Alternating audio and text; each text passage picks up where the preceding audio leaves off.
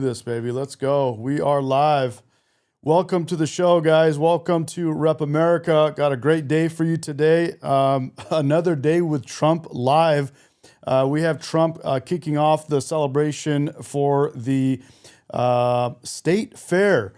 So we're going to have Trump live in a little bit. I'm not sure exactly when he's going to come on. We never really do, but hopefully he comes on live pretty soon.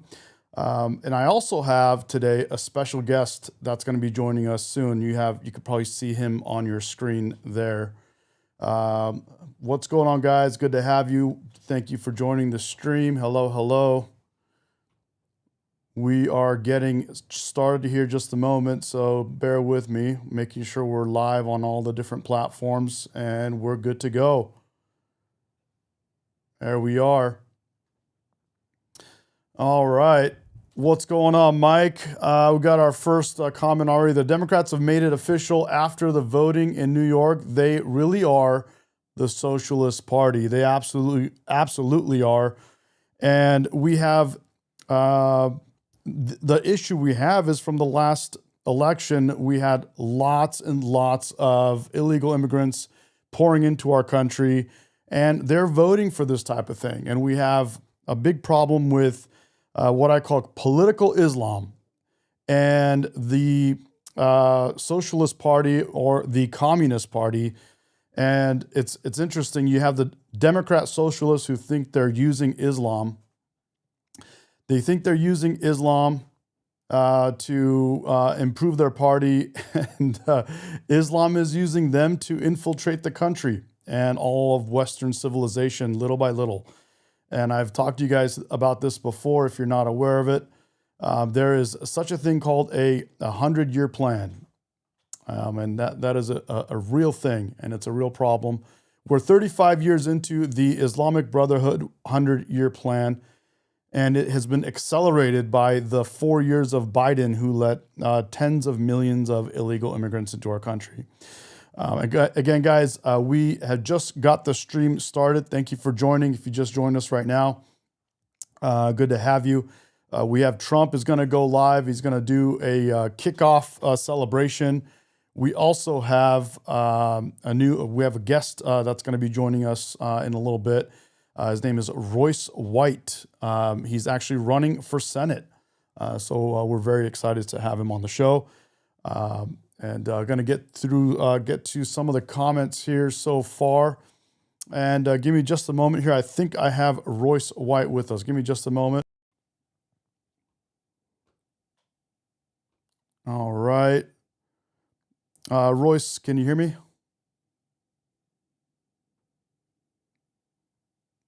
All right, let's see here. Give me just a moment, guys. I think we got Royce White with us.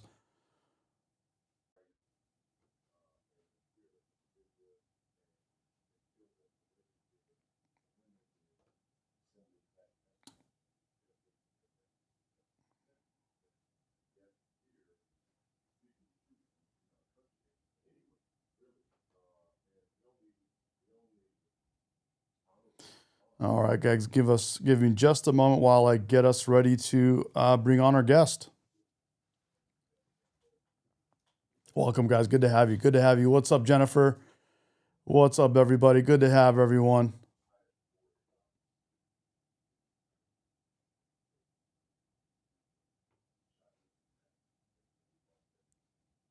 All right.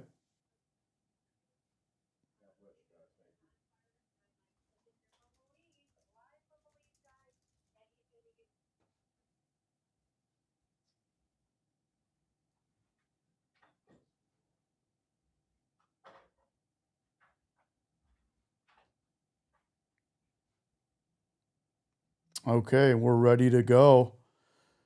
Royce, can you hear me there?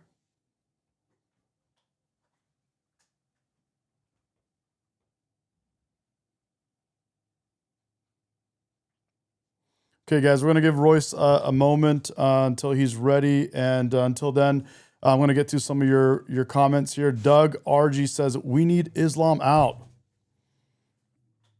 And Mike also says, our enemy is very patient. The American people are not. The bodes well for are not that bodes well for our enemies. Okay, didn't get that, but yeah. So we just had some crazy Can election, you hear me, guys. sir? Oh, there you are. Can What's you going hear on, me? buddy? Yeah, I can hear you. I can't hear you. Oh, you can't hear That me? that's the only issue. Let me see if I can fix this really quick. 1 second. Take your time. So, guys, we just had a crazy election happen in New York, and it was just absolute bonkers. We have socialism, actually, what I should say is communism disguised as socialism, and it is, dude, it's winning elections. It's insane, absolutely insane what we're seeing happen. So we're just blown away by what they're doing, and the amount of people that want socialism for our country. Absolutely wild.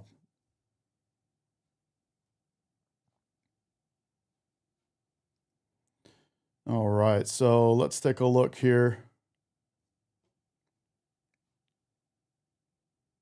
All right, bro, are you able to hear me now? I can hear you now. Yes, I can. Awesome. All right, guys, let me get you on the screen here just a moment, guys. I got Royce White with me. He is now joining us. Give me just one moment while we get us set up here. All right, and there we are. There you are, brother. All right, so I got Royce White with. Let me just make sure my sound is good. Can you give me a little sound check? 10, 9, 8, Oh, 7. perfect, perfect, Good. perfect. All right, man. Good to have you. It's a pleasure to have you on the show, and I'm just going to kind of jump right in. I know you Yeah. got a lot going on, but guys, today I have Royce White with me. He's a former NBA player and is currently running for Senate. And the question is mass deportation the way forward? My guest today isn't just talking policy, he's running for Senate. Royce White has a stance on immigration you won't hear from your average politician. Let's get right into it. Royce, mass deportations, is this the way forward for America? 1000%. Is that a controversial position? Well, if you ask me and a lot of my followers, not really, but a lot of America Yeah. is torn on this, man. Yeah, yeah. Well, they're just soft, right? I mean, they have no concept of history, and I don't think that people really understand the dangers of pluralism and multiculturalism and mass migration, especially mass migration that is almost explicitly used as an international weapon, and that's what we've gone through. Europe has already failed. I was saying the other day in an interview, I said the two universal basic standards of having a nation, a country that prospers is number one, you have a border that you defend.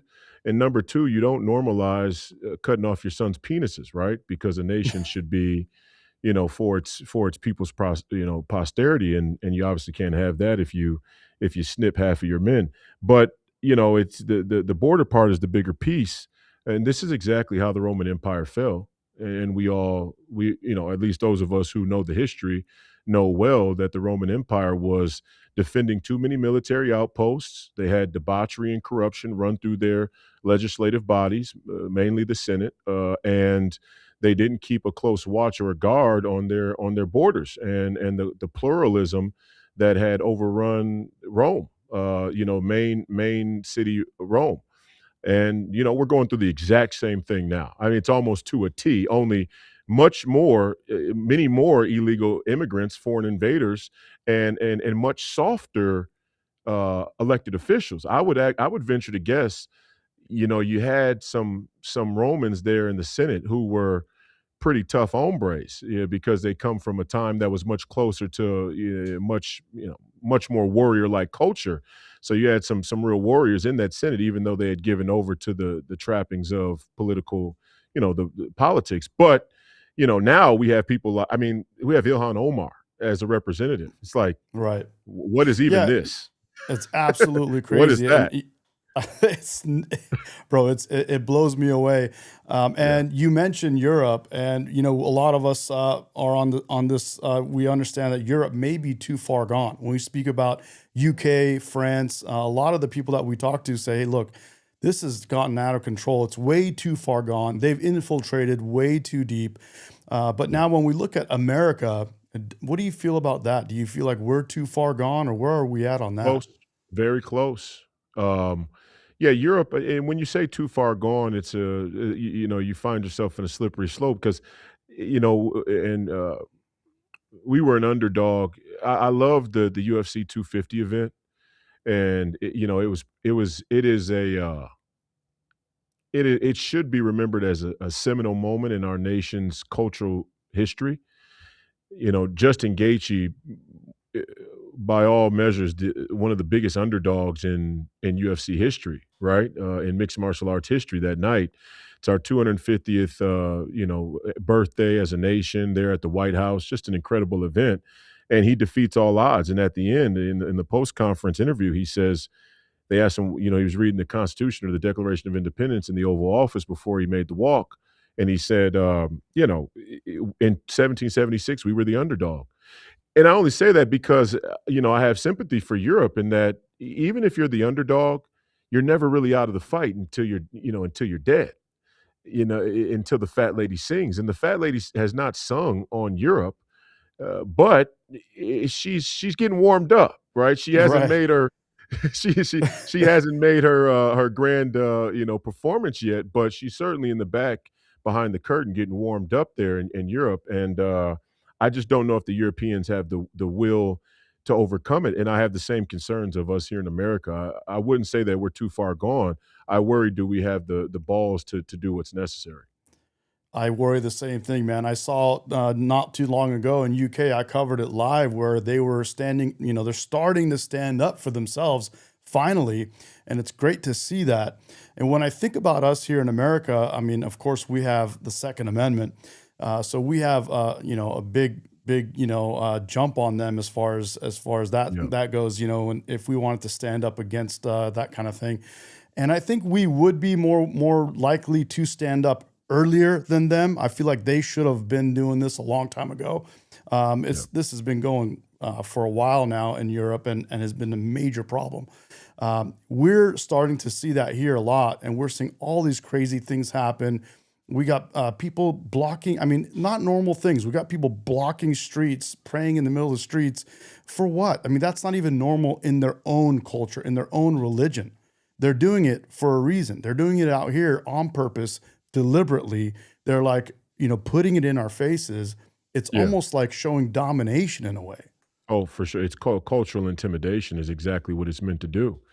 And it's meant to say, you post enlightenment, watered down 501c3 Christians will not defend. You have no warriors left.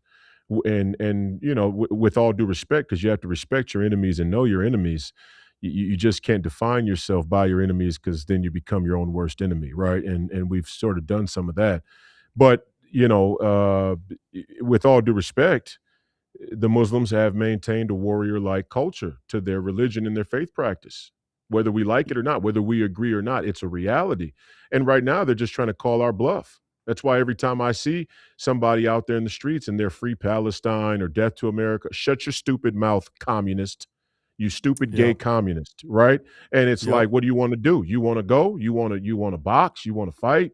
So I'm 6'8", 250, sorry, 6'8", 265. So I have a better time with those type of interactions. But I think our culture is just neutered, and we lack the cultural incentive to stand up for ourselves. And we better get clear about that right now. Like Imam Dani, why would you ever give the world's financial capital, one of the greatest home field advantages of our nation, to a transgender communist jihadist? It's just absolutely suicidal. It's self-destructive and empathomanic is what I call it, to say the very least, if not collaboration. And that's really what it is for a lot of these leftists. They believe in the ideology, right? You gotta Right. see that the the convergence of radical Islam and radical Marxism is the impetus, the impulse, the propensity towards suicide and self-destruction. They are willing to both groups are willing to kill themselves in the interest of their political aspirations, and they will kill a nation, especially when the two come together and sort of team up or create an alliance. And, if we don't wanna fight both of them right here, right now, we're gonna lose our country, and there's no doubt about that. Now we have a you are a proponent of mass deportations as we just talked Yep. about, and we had Trump trying to deport, but he's getting all kinds of pushback. Have you thought about like how we could go forward Oh, with mass um deportations? well, I'm crazy radical when it comes to this, and there are a lot of people to the right of President Trump. I would count myself as one of them. I'm much further to the right than President Trump, but I still support the president because I think he's in the best position to save this country. Now, his formation of foreign policy is different than mine, right? And Yeah. I'm not for this APAC bullshit, or this Israel lobby influence. And I think the president's starting to get fed up with it as well. I'm not sure why it's taken so long, but only he can answer that question. I still support him because he's the commander in chief, and right now he's in the best position to save this country. I'm much more radical than what's the political viable path to mass deportations. The president of the United States has to keep this country by force. That's where we are.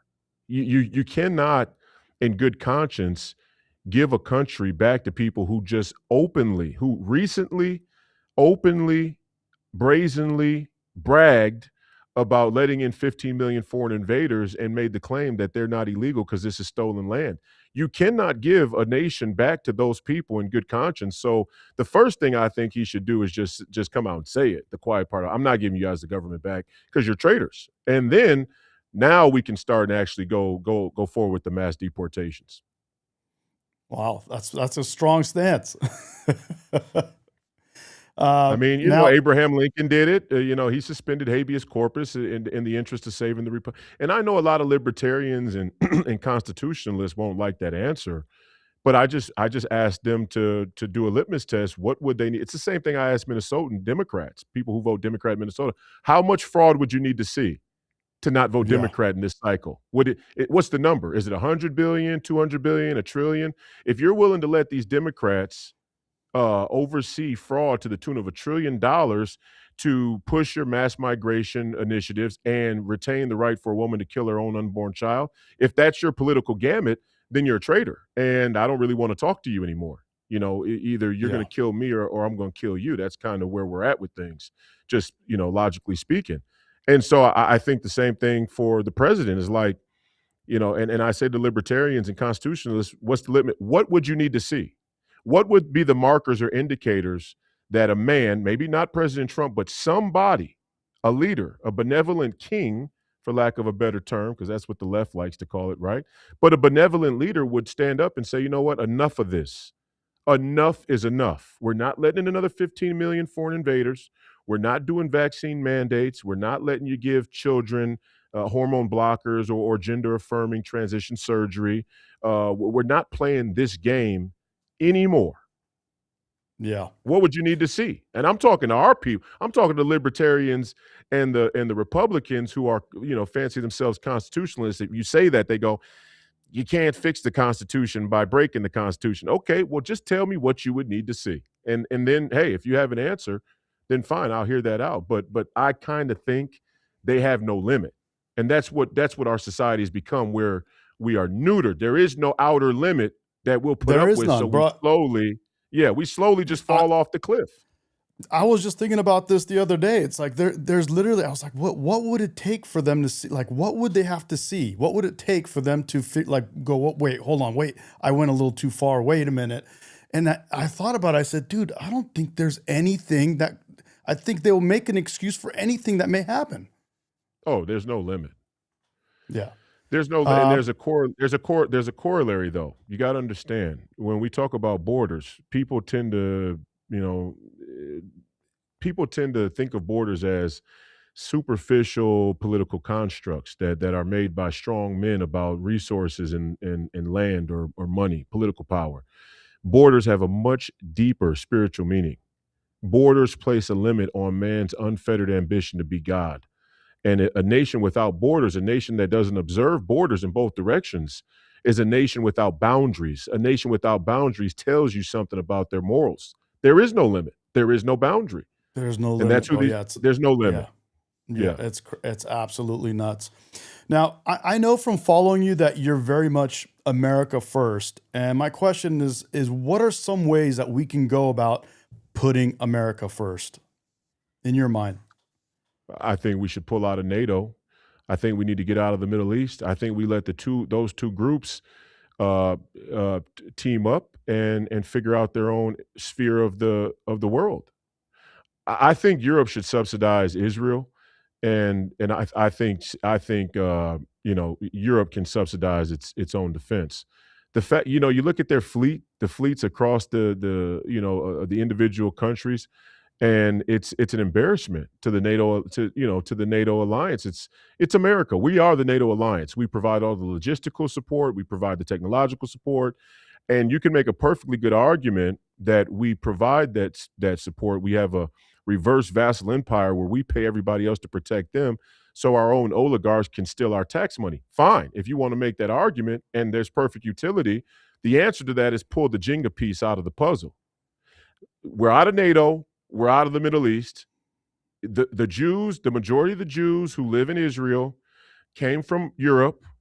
Europe can either take them back, or Europe can assume the responsibility of ensuring the security of Israel, and there's the peace. And I guarantee, as a big brother or a coach or a father, you have to know how to incentivize your allies, and I say that with air quotes.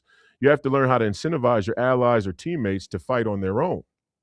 Part of that is sometimes you got to throw them into a fight on their own, and they got to figure out a way to get out of that fight on their own.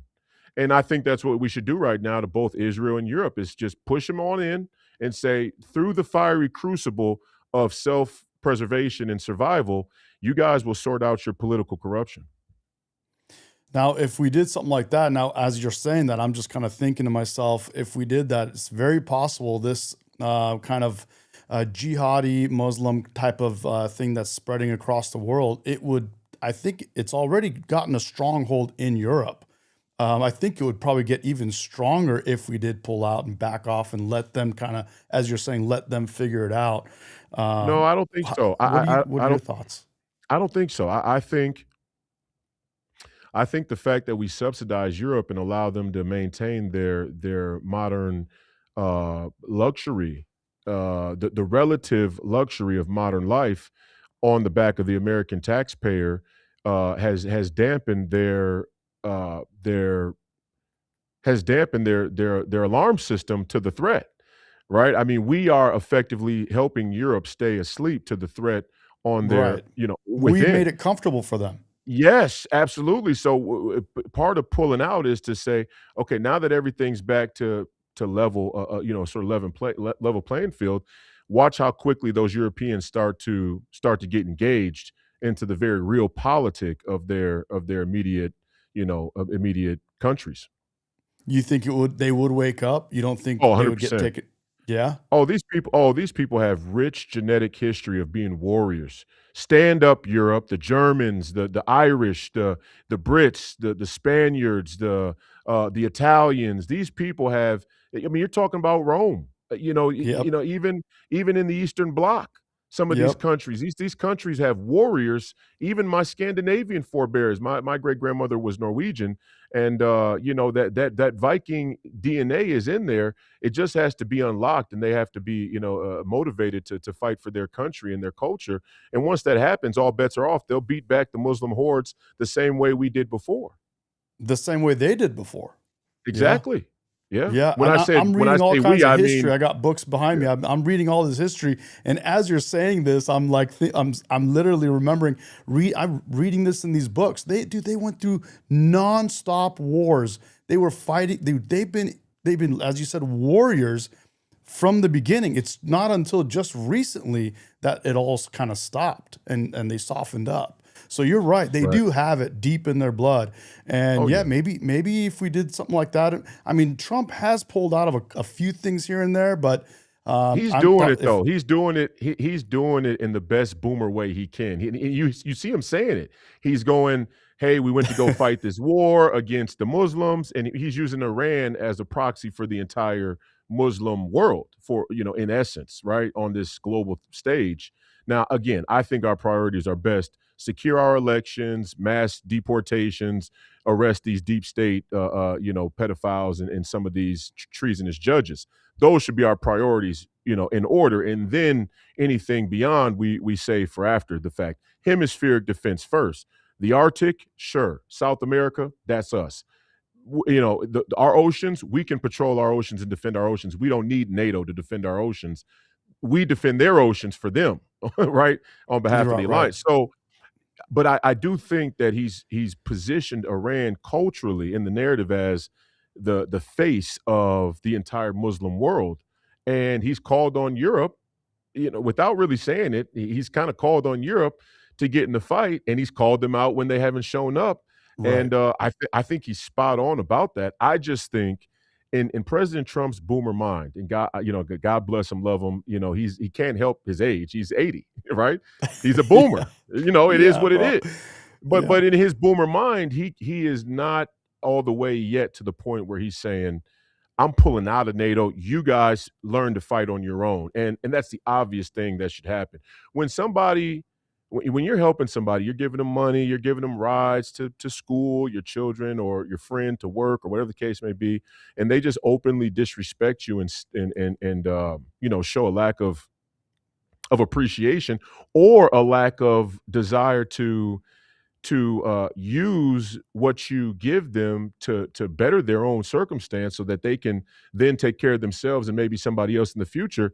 You don't keep doing it. You don't keep subsidizing them. You say, okay, Right. you don't want to, you go ahead, then you figure it out, and hopefully you do. And if you do, then salute to you on the other side. You'll probably have learned something and matured through that Yeah. experience. We have to do the same exact thing to Europe right now, and Israel for that matter. Now, I think Israel's more, it's funny because it's a dichotomy, like it's reverse. I think we've been keeping Israel on the chain, and we've been, wanting Europe to step into the fight.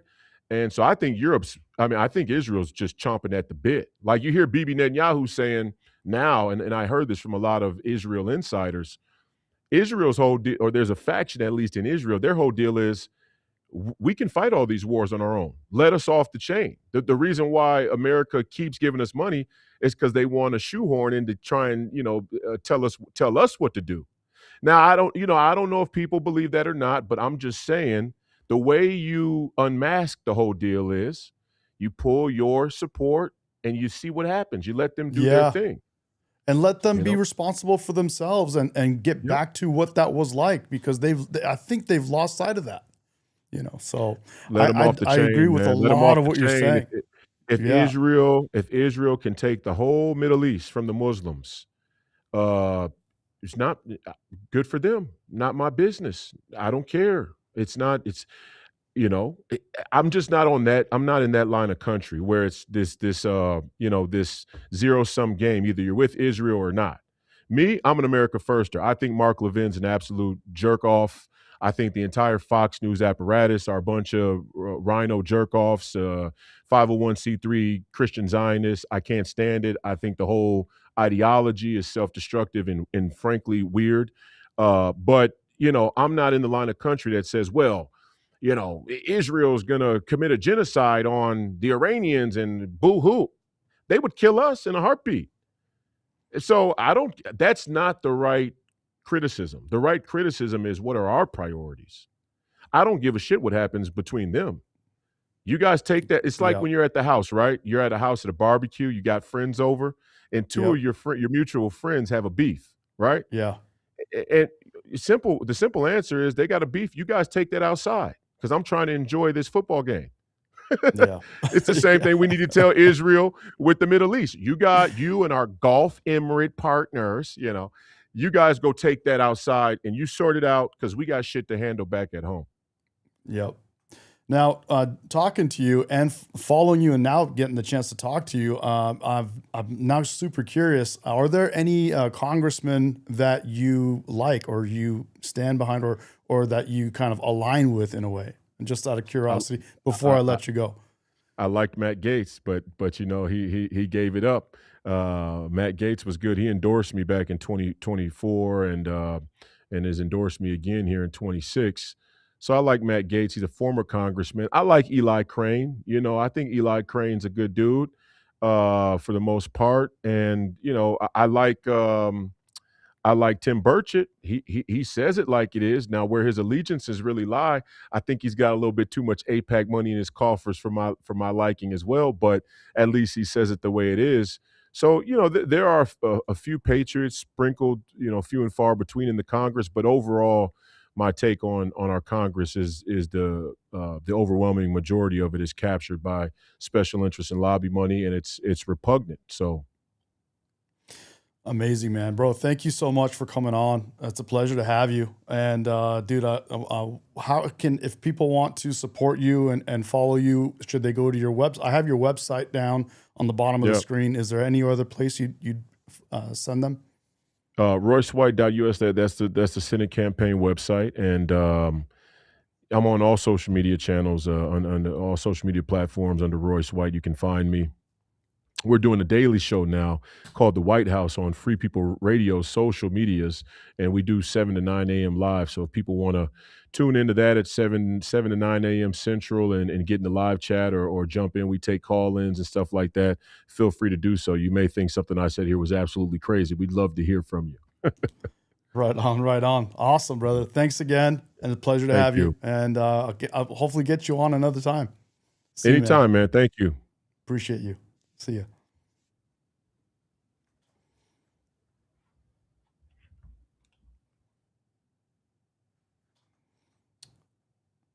All right, guys.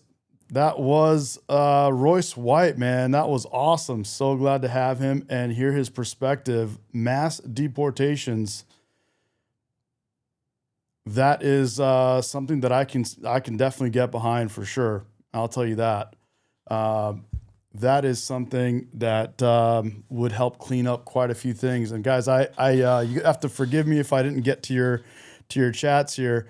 But now I'm taking a look at your chats, and while we have Trump that's going to come on, he's coming on live. He's going to do a kickoff celebration, and so I just wanted to kind of jump in here and while we're waiting for Trump, I'm going to see if it's going to end up taking too long. I may have to redo the stream, but and we'll go from there. But I want to look at your guys' live chats now.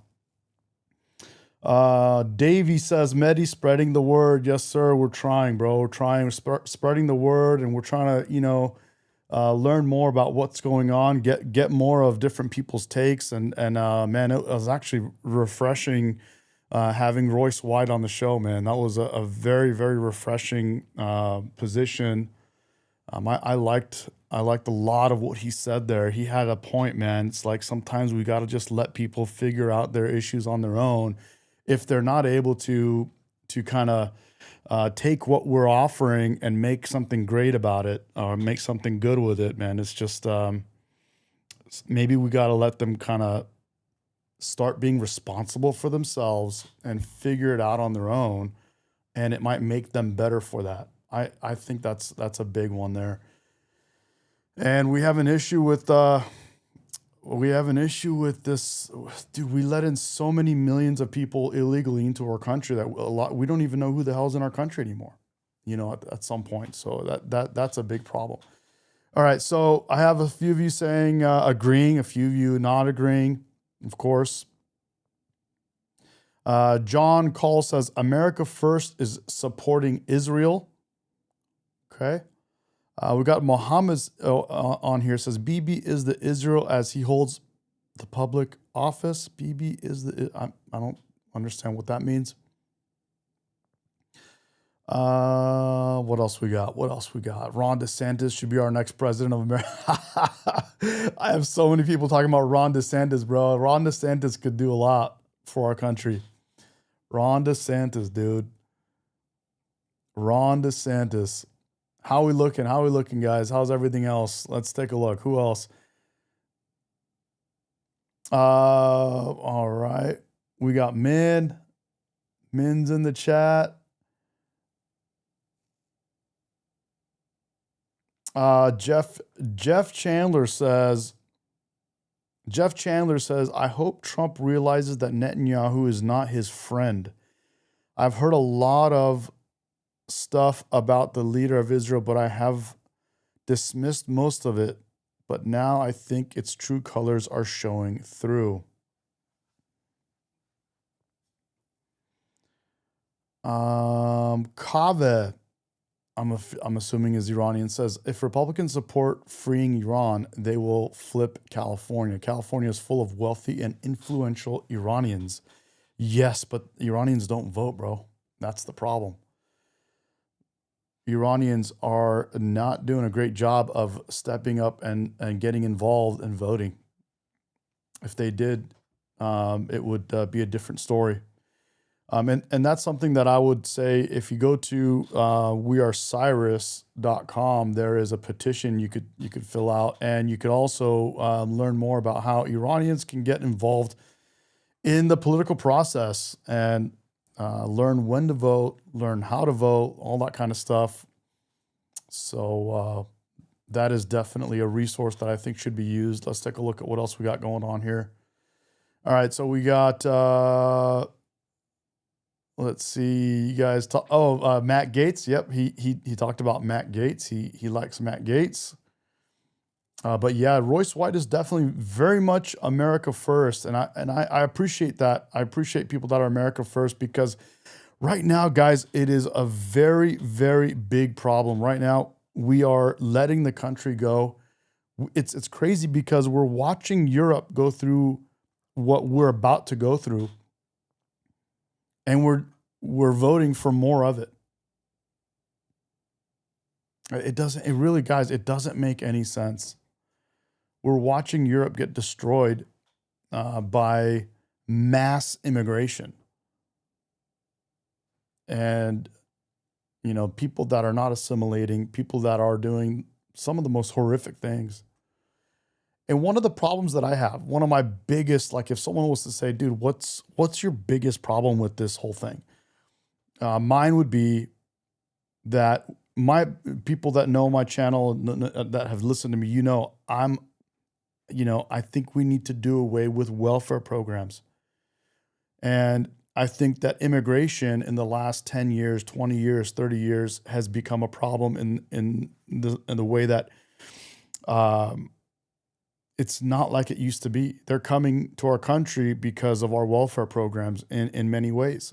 They come here to take American taxpayer dollars, get on our welfare programs. And that is not the type of immigration that we're hoping for, that we're looking for. I always have been a proponent of immigration. I'm a product of immigrants. And we should be trying to figure out what's the best type of immigration. What makes our country better. Guys, we are the greatest country, and we should want to stay and maintain that and always be the greatest country. And we have to look at it from an objective point of view and say, dude, how can we keep our country great? Well, we can do that. One way is by readjusting what we've been doing with immigration. Take a look at immigration policy. Are we allowing people in our country that are making our country better, or are we allowing people that come in here and right away start taking away from our country and away from our taxpayers, the American people? So we have a lot of our own issues in America. We have Democrats, and I mean not just Democrats. I'm going to speak about Democrats first, but let's just say Democrats and Republicans, that we all want to help the working class people. We all want to help raise people up from the lower part of our income bracket and bring them up, because it's a benefit to the whole country. Okay, Republicans understand that. That's why Republicans They're all about capitalism because capitalism is the best thing for people to move up through the income brackets. And it's a benefit to the country as a whole and everybody that's involved in it. Everyone that's involved in our free market capitalist country. But, Democrats, they talk about helping people rise up and make more money, come out of poverty, let's say, come out of even higher income brackets and move them up the ladder. But how are you going to do that if you allow for mass immigration into our country, of which the immigrants are coming to take from our taxpayers and need us to increase the taxes we charge on people? For example, Los Angeles just had a tax increase, not income tax, sales tax, which affects the people on the bottom more than any other part of our income spectrum. When you raise income tax, you raise taxes on everything people buy. So you're affecting the people that you're saying you want to raise the people up from the bottom up. You want to raise them up and help them move up the income ladder. Well, how are you going to do that if you keep doing things to them that charges them more and more money? How is that possible? It makes no sense.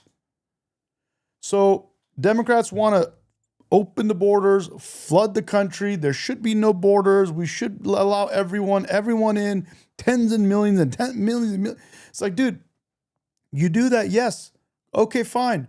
But now you have to support that. And to support that, you have to raise taxes.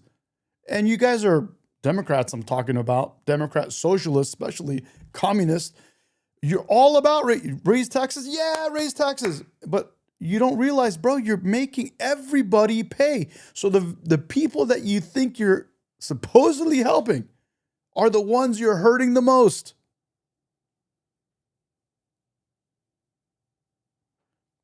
Absolutely bonkers, guys. So let me take a look at some of your guys' chats here.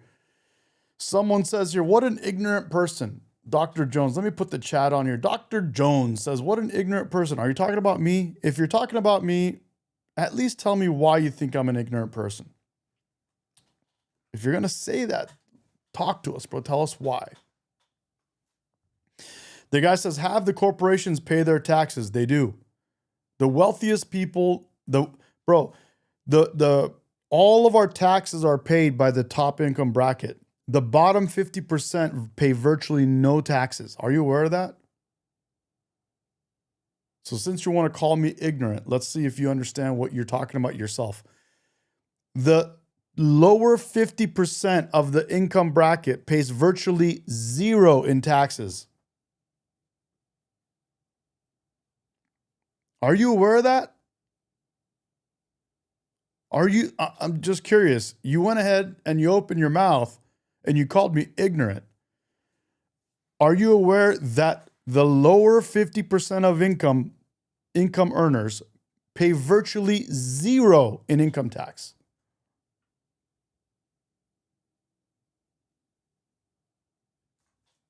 So let's talk about it. You guys got something to say? Let's talk about it. Let's go for it. Come on, guys. What do you got? The dude's he's gone now. That's what I thought, bro. It's definitely true. It's definitely true. You want to watch? You want me to ask Chat GPT, which is actually liberal and left-leaning? I'll do it right now on live. You guys know I love doing that. I'll do that all day long. I'll do it live, bro. It's 100% true. The bottom 50% of income earners in our country pay virtually zero taxes.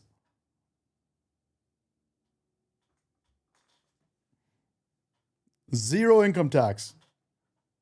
Google it, search it, Chat GPT it, do whatever you want to do. Let's go. You want to see it? You want me to put it on? I'll put it on right now. Give me 1 second here. Let me put my program screen on so I could make sure I could see myself. Where am I at? Where's my program screen? There it is. Okay. There we go. Let's go like this. You ready for this? Watch this. Here is Chat GPT. Let's open up a brand new screen. Here we go. Here's Chat GPT. I'm right here. Let's cut to the chase. What do you need? Is it true that the bottom 50% of earners in our country pay virtually zero income tax, or like, what is it, 3%? Roughly, yes. The bottom half of earners pay a very small share of total income tax, often around a few percentage points. Many have little or no federal income tax liability after deductions and credits, but they still pay other taxes like payroll taxes. There you have it. Even your left-leaning liberal ChatGPT said it for you. And you want to talk about, oh, someone else should be paying more taxes. Dude, they do. Our whole country's based on the top percentage of our country paying all your taxes, bro. We already pay your taxes. What else do you want? What else do you want, bro?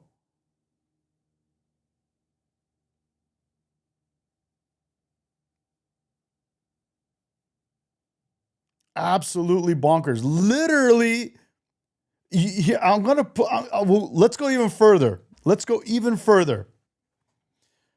We just discussed that the dude in the chat was saying that, oh, the rich or he said the corporations and the rich should pay more taxes. And I just explained to you that the bottom 50% pay virtually no taxes, and chat just confirmed it. Now let's go a step further. All right, let's go a step further. You ready? Watch this. What percentage of taxes are paid by the top 25% of earners in our country? The top quarter of earners typically cover about 85 to 90% of all federal income taxes. The highest brackets carry the bulk of that load. What was the percentage again? How much do they pay? They pay around 85 to 90% of all federal income taxes. So the top 25% cover almost the entire tax load. Dude, what else do you want? How much, what more do you want, bro? You just said that the rich or the top, should pay the taxes. Chat GPT, liberal, left-leaning Chat GPT just told you that they pay 85 to 90% of all income tax. What else do you want? You got played, bro. You guys are getting played by your own echo chambers. You guys are getting played by your mainstream media.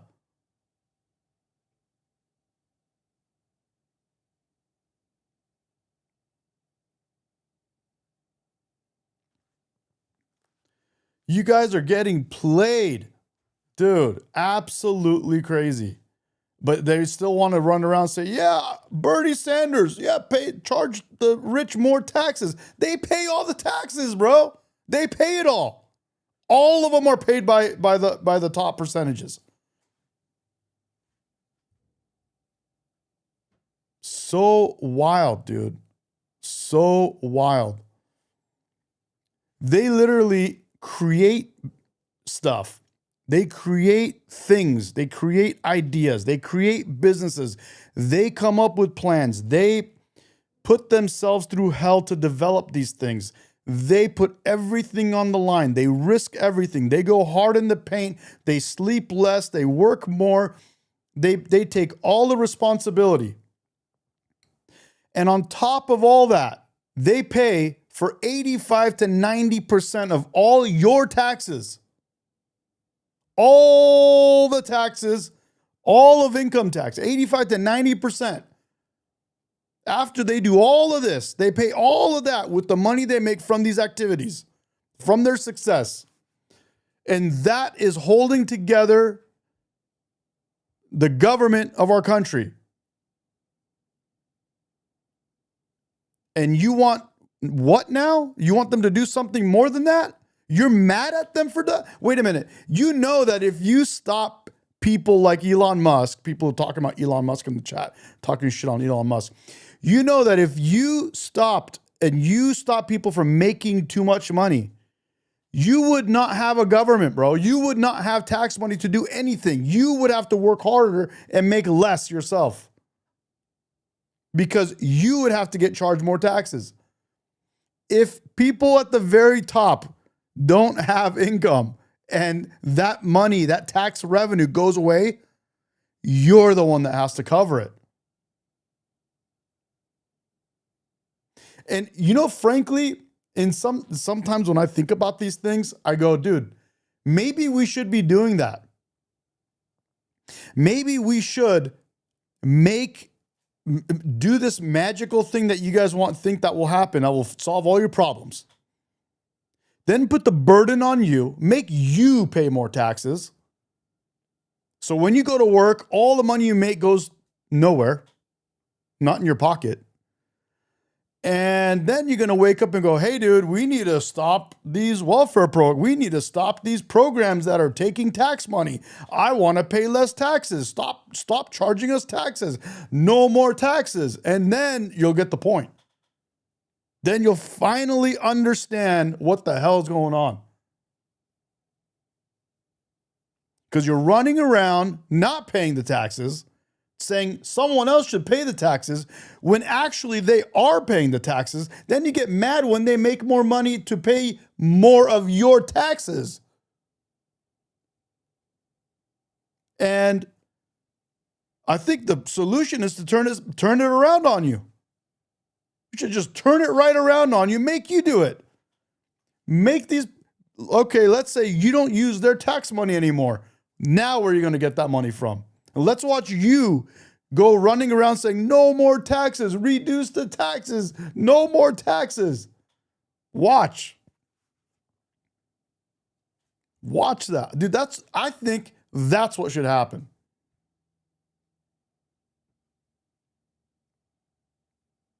We should probably do that. Hot Tamale says, everyone pays taxes. Apparently, you just missed the whole situation. Apparently, you just missed the whole thing. I put the wrong one here. Where is this? Where is his chat here? Where is it? He says, everyone pays taxes. Bro, the bottom 50% pay virtually zero income tax.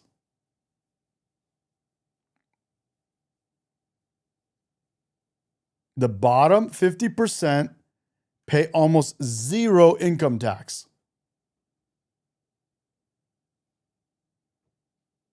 You guys want to talk about the Lincoln Memorial, this thing?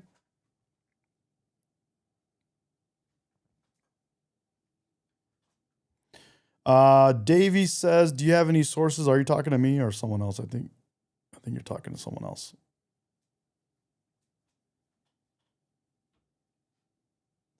So that's what I wanted to talk about. We got Trump. He's kicking off this whole thing today.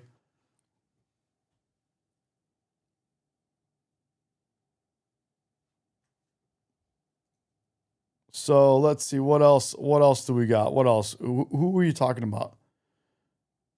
Oh, John says hot tamales is retard.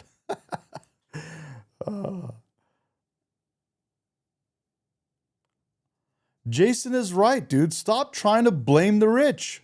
The rich are literally who pay for your taxes. If you stop them from making money, do you realize you're going to pay more taxes and you won't have money?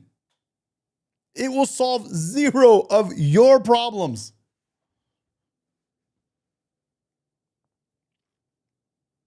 Colby says, are you Republican or MAGA? I'm both. I was Democrat. I was a liberal. I'm born and raised in Southern California, and I'm still here in Southern California. I was raised, I chose to be because I grew up in SoCal. I was a Democrat. I was a liberal.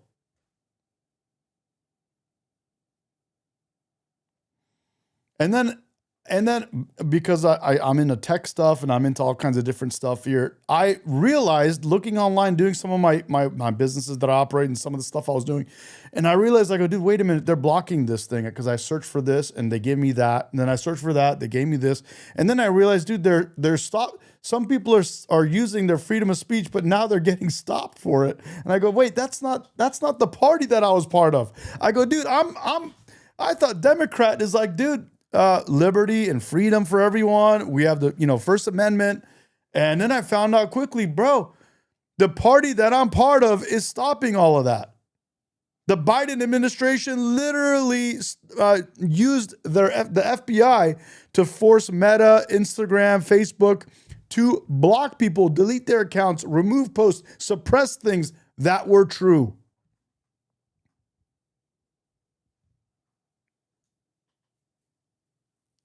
Then YouTube said the same thing. They all came out and said it. They all said it. They all said it openly. If you Democrats never see it, I saw it because I'm in the tech. I was and still sort of am in the tech world. I saw it in front of my face as I was doing my tech stuff, whatever. I'm not going to tell people what I do on this channel, but dude, that got under my skin, bro. I go, dude, this is not the Democrat Party that I was part of. Dude, thank you for the super chat. Maxwell Smooth says $4.99 super chat. Says liberal mindset is, let me put this on the screen. He says here, liberal mindset is astonishing, mad about everything, but provide no value or solutions. Just give me more of your money so my NGO friends can get rich. Dude, that is well said, dude. I'm glad you super chatted that so I could read that because that's actually well said, bro. Maxwell Smooth, that was smooth, buddy. I'm going to read it again and I'll put it on your screen again. He says, liberal mindset is astonishing, mad about everything, but provide no value, literally no value, or solutions. Just give me more of your money. Wow. Wow. Kay says he's furious. I am too, bro. I get worked up, dude. This is the stuff. This is why I have this channel, bro. Because I was like, dude, what is going on? And then I had to talk about this. That's how this all started. Literally started like this, dude. I could feel my freaking vein right here. Oh man. So crazy. W Maxwell, dude. But that's what's happened. That is what has happened. And look at you guys talking about nonsense, bro. Talking about nonsense. No, not this. Talking about let Donald Trump look, or let the president make thousands of insider trade. Bro, your party is the king of insider trading. That's the part that's the craziest thing ever. You guys are the number one hypocrites. You guys are what we call projection. It's called confession through projection. And it works like a charm. And I'll tell you how it works. And this is something that we started together on the beginning of when I started this channel. We call it confession. And those of you that know, confession through projection. Men, you remember. And what that means is whatever you guys say, like 90% of what the left comes on my channel and screams in the live chat, 90% of it, you can guarantee is actually what they're doing. And they're screaming it at us because they're projecting who they are onto us. They are confessing who they are.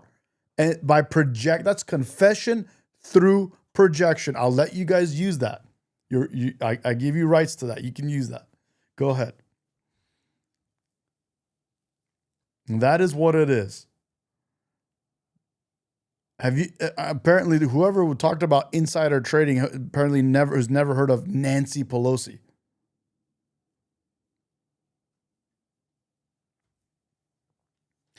So that, guys, That, guys, is absolutely the case. Nancy Pelosi is nuts, has been taking advantage of you and everyone else in America, and she's not done yet.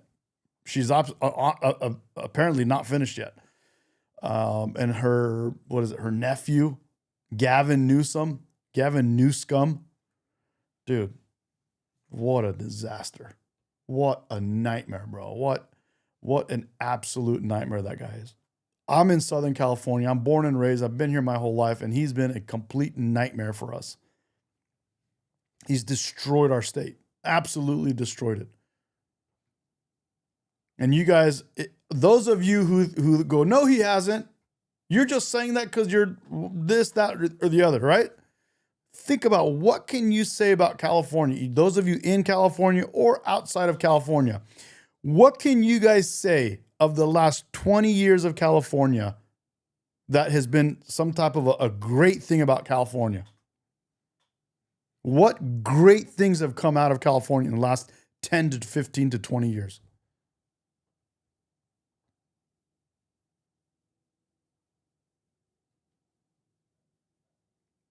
Jen says, time out, please. I've gotten worked up here. Okay, I got Jan Turan says at Rep America, Republican here. What are your thoughts on liberals and Republicans being two wings of the same bird regarding how the country is running at the moment? Would you go for a strong third party? There is a lot of truth to what Jan Turan just said, and I'm going to put this on the screen here. Let's put it on the screen. Jan Turan right here says, what are your thoughts on liberals and Republicans being two wings of the same bird regarding how the country's running? Would you go for a strong third party? It's a great thought, and I think I would. And I think Trump would have, and he tried, I think, but it's just the way our country works. It just politically, it doesn't work and never actually pans out. It looks like it's something that's starting to happen in the UK for the first time, but that's because they hit like a breaking point.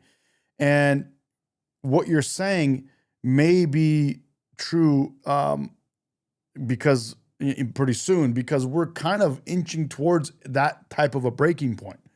We're a little bit behind UK. And so if you're asking my thoughts, these are my thoughts. I think we're inching towards it, but we're not there yet. The recent developments with the Republican Party, the way that they're voting, the things that they're doing that are kind of slowing down the progression of what the voters asked for when we voted for Trump, that has been a major problem. And so, my thoughts about the Republican Party are, it's not as congruent as the Democrat Party. The Democrat Party, dude, they'll cancel each other out if they don't, wear the right color hat or something, or the right color tie. It's like, dude, so they are lockstep, dude, with each other. Republican Party, they're all over the place. And it's respectable, and that's what I like about the Republican Party, but it's also what I struggle with as well. So the Republican Party, they're not a cult like the left. They are people that do their own thing, and they will argue with each other, and they will go online and do podcasts and talk about how they disagree with each other, and they will go and vote against the same things that the other part of their party wants to have happen. So, Save America, and there's a lot of different things that are just the party will have these stragglers that ruin it, and I don't want the right to be a cult like the left, but I do think that we should be looking after the will of the people. We have a republic, okay? This is a constitutional republic. And what that means is we, by definition, we have a republic where We vote for people to represent us. That's a republic. And when we have people that represent us, we want them to vote in favor of what we want. And you can see time and time again throughout our country, a lot of our representatives vote the opposite of what they campaigned on. They vote the opposite of what their voters want. They vote the opposite of what all their constituents are screaming at the top of their lungs. So, that to me is a big problem. That's a big problem. So, it's a constitutional republic, and we think we have representatives, and the representatives should represent the will of the people, and they're not. That's a big problem. Big problem, in my opinion.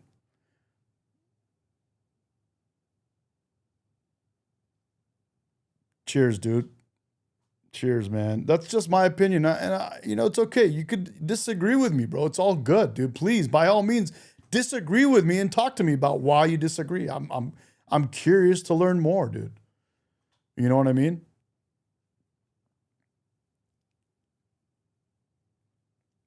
And then we have people like this go, shills like this guy are the problem. Well, tell us why you think I'm the problem. Tell me. Why am I the problem? Here, this is the person. Why? Explain yourself, dude. Go ahead. And then this guy says, this guy can't form a single coherent thought. I just formed a ton.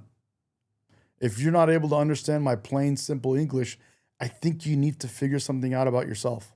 You need to do a little more introspective work.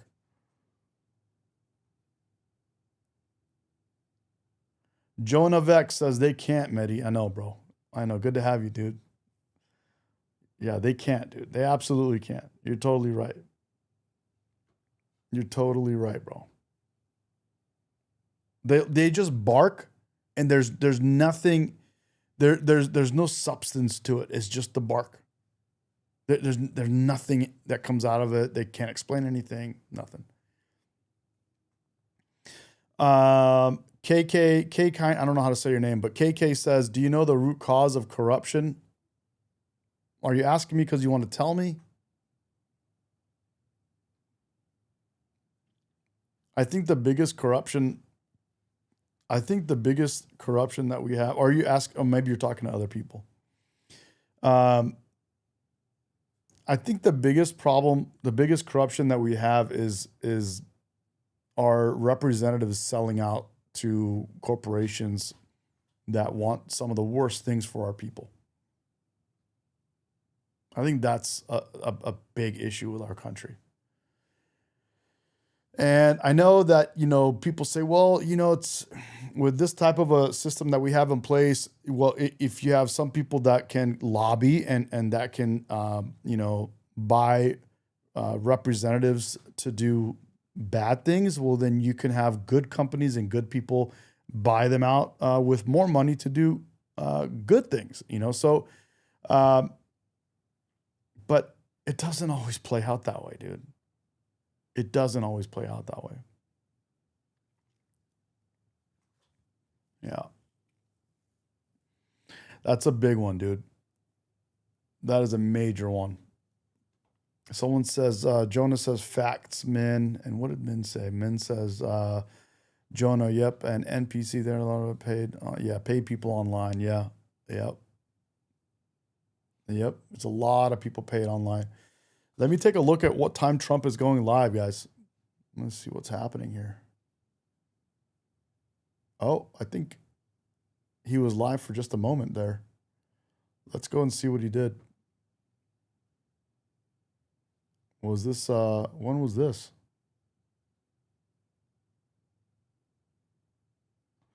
Trump was live an hour ago. While I was going off, he was live. Let's see, where's he at? Where's Trump?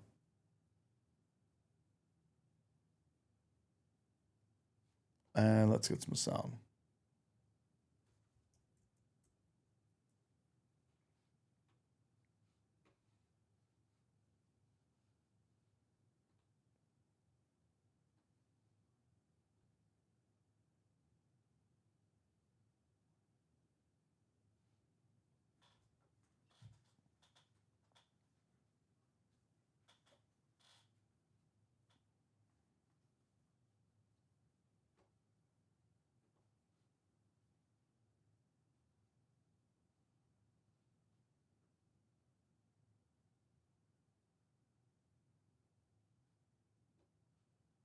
First of all, about Iran. I really want to make clear how important it is what you are doing on Iran.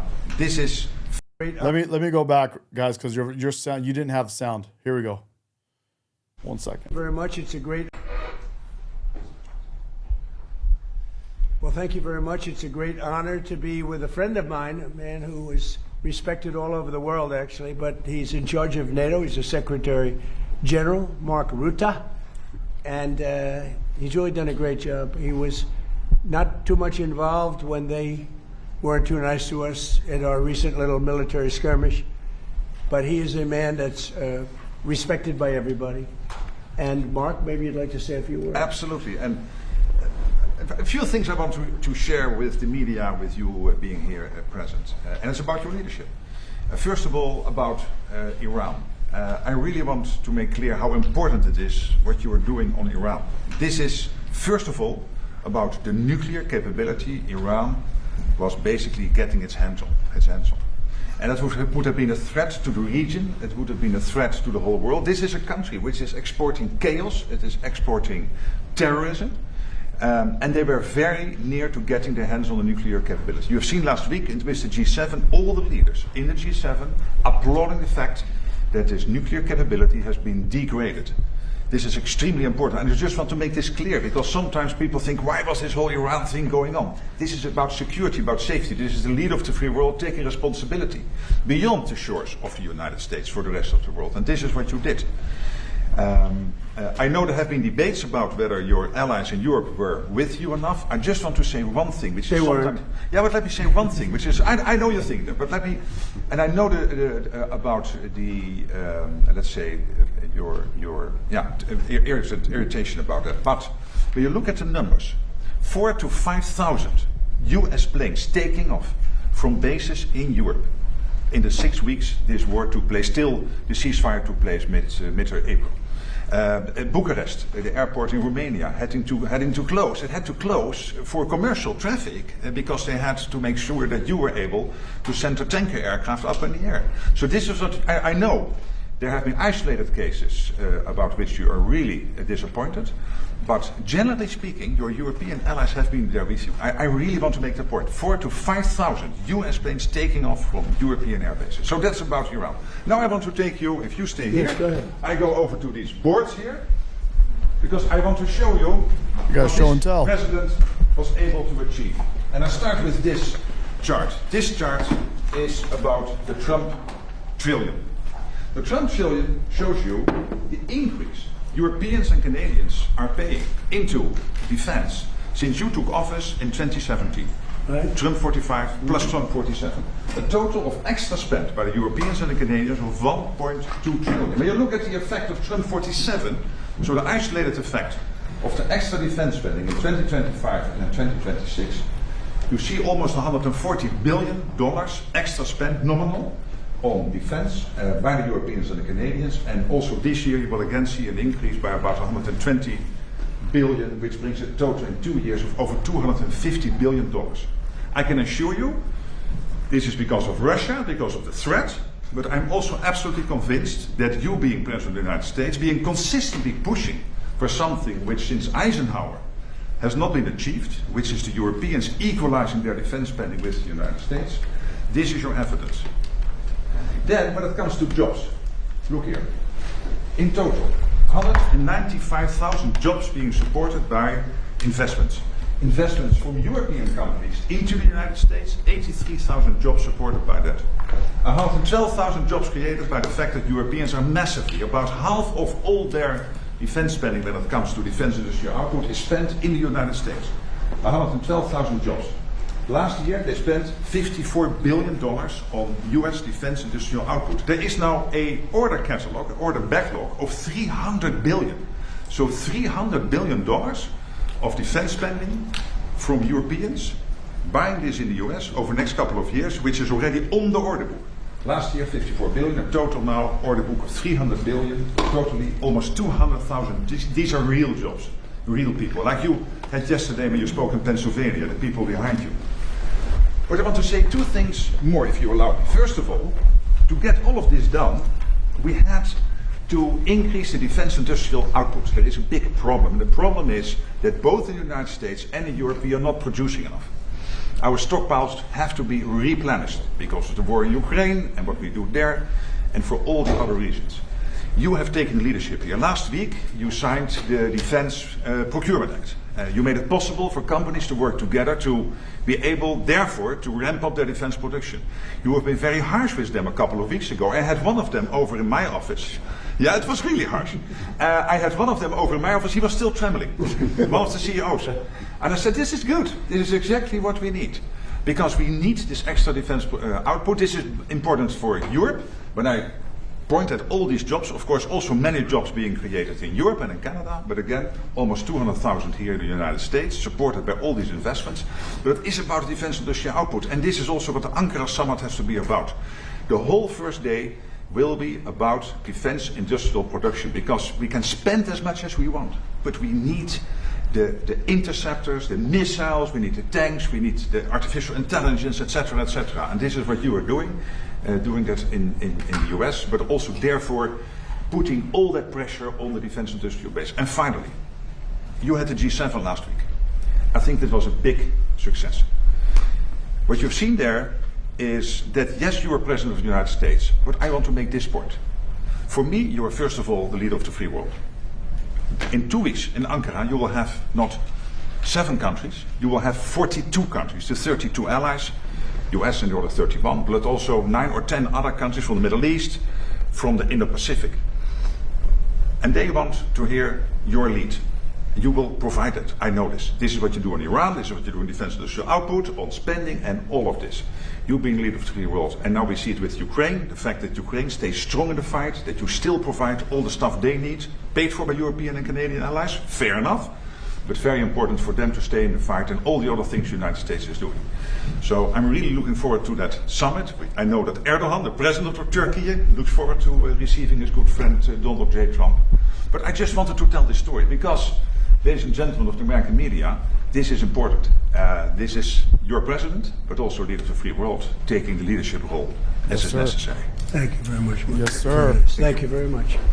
Any questions, please? Mr. President, after all this, you've been so transformative vis-a-vis NATO, and I think the Secretary General just stated that. You transformed NATO, the like of which nobody would have even thought that you could have done. After all that, do you still think that European allies, like you told me, treated you badly? And if so, what can they do to make things better? And to you, Secretary, can you confirm that all the thousands of flights, as you stated today and yesterday on Fox News, are in compliance with NATO treaty, sir?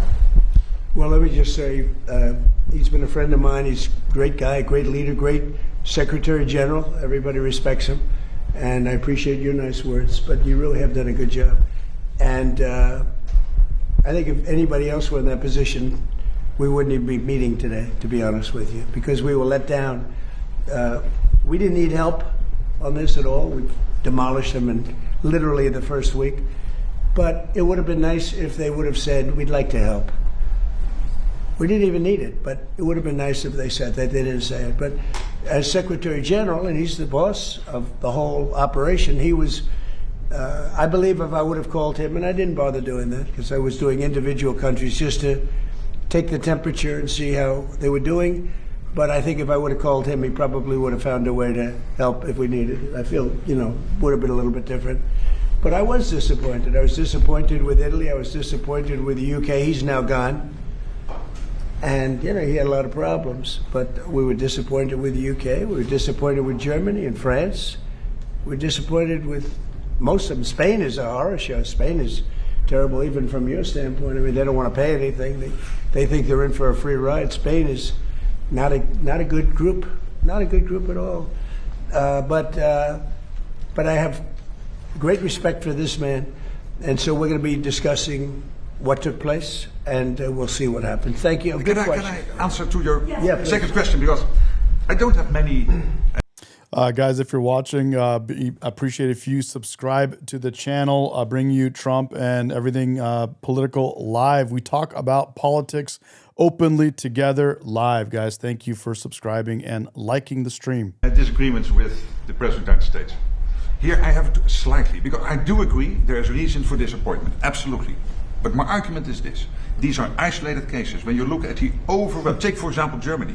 From day one, they delivered on their these are bilateral commitments, a bit of the techniques of this, but the technology, but these are bilateral commitments these countries are having with the United States. So this is not, strictly speaking, NATO.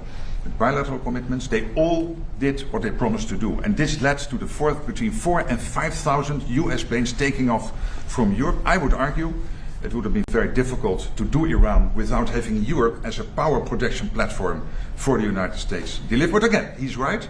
There is also reason for disappointment. It is a mixed bag. Well, the big question is, are they paying the 5%? They agreed 6 months ago when we were together to pay 5%. And for the most part, they're not paying. Well, when you look at the numbers, take for example Germany. So we agreed they get a couple of years to get there because you cannot spend it in 1 year because you have an absorption problem. But Germany, for example, Germany is doubling its defense spending between 2021 and 2029. They will spend over 150 billion by 2029, which is staggering, more than the French and the Brits combined even. Take the Dutch, and Poland and the Baltics already there, countries like Denmark really stepping up, so and the Nordics. So it's a bit of a mixed bag, but most of them are doing it, and the alliance is so much stronger because of this man. Are the sorties in compliance? Please, yellow dress. Thank you, Beth Turner from GB News. You mentioned that our Prime Minister has got one foot out the door. The new guy's coming in, Andy Burnham. What do you know about him, Mr. President? And what does he need to do to improve the relationship between our two countries? The new incoming Prime Minister, Andy Burnham. I don't know anything. I see that he was, I guess, the mayor of a town. I hear he's extremely liberal. Extremely. So that means he probably won't open up the North Sea. You know, I gave Keir Starmer some pretty good advice. I said, open up the North Sea. Go to Aberdeen, which was the hottest city in the whole continent. It was the oil city. It was the oil of Europe, and they closed everything. It was terrible. I saw it before my eyes, and I couldn't believe it. The North Sea is loaded. I have had every oil company come to see me. Sir, could you give us access to the UK? We would do anything to drill in the North Sea, and they haven't even found what's there. The amazing thing is they buy their oil from Norway, which gets the oil from the North Sea. Think of it. And they pay a big premium. Norway's got now $2 trillion in the bank, and UK is dying. So they should open up the North Sea. It's an easy one. And a lot of good things are going to happen. It's among the greatest fields in the world. Peter? President Trump, great night for Democratic Socialist candidates last night. In the New York primaries, they swept and knocked out 2 incumbents. You're from New York. I have to pause it. Jen, this was funny. She says, oh, he blinked. Did he fall asleep? Yeah. You know, the Democrats are going to find the portion where he blinked, and they're going to cut that right there and say, look, Trump is asleep. Why do you think it is that now the endorsement of Zohran Mamdani means more than the endorsement of Hakeem Jeffries? Well, they're going radical left. They're going really, you talk about the Democrat socialists. It's really communist. These people. I watched that woman last night. That's not a socialist. I know socialists. That woman is a communist. And you know what they don't say is that I was 16-0 last night. But mine were a little more boring, a little more mainstream. They were Republican conservatives, but we were 16-0. And if you look over the last 2.5 years, we're about 347 and just about 0. That's pretty good. But nobody writes that.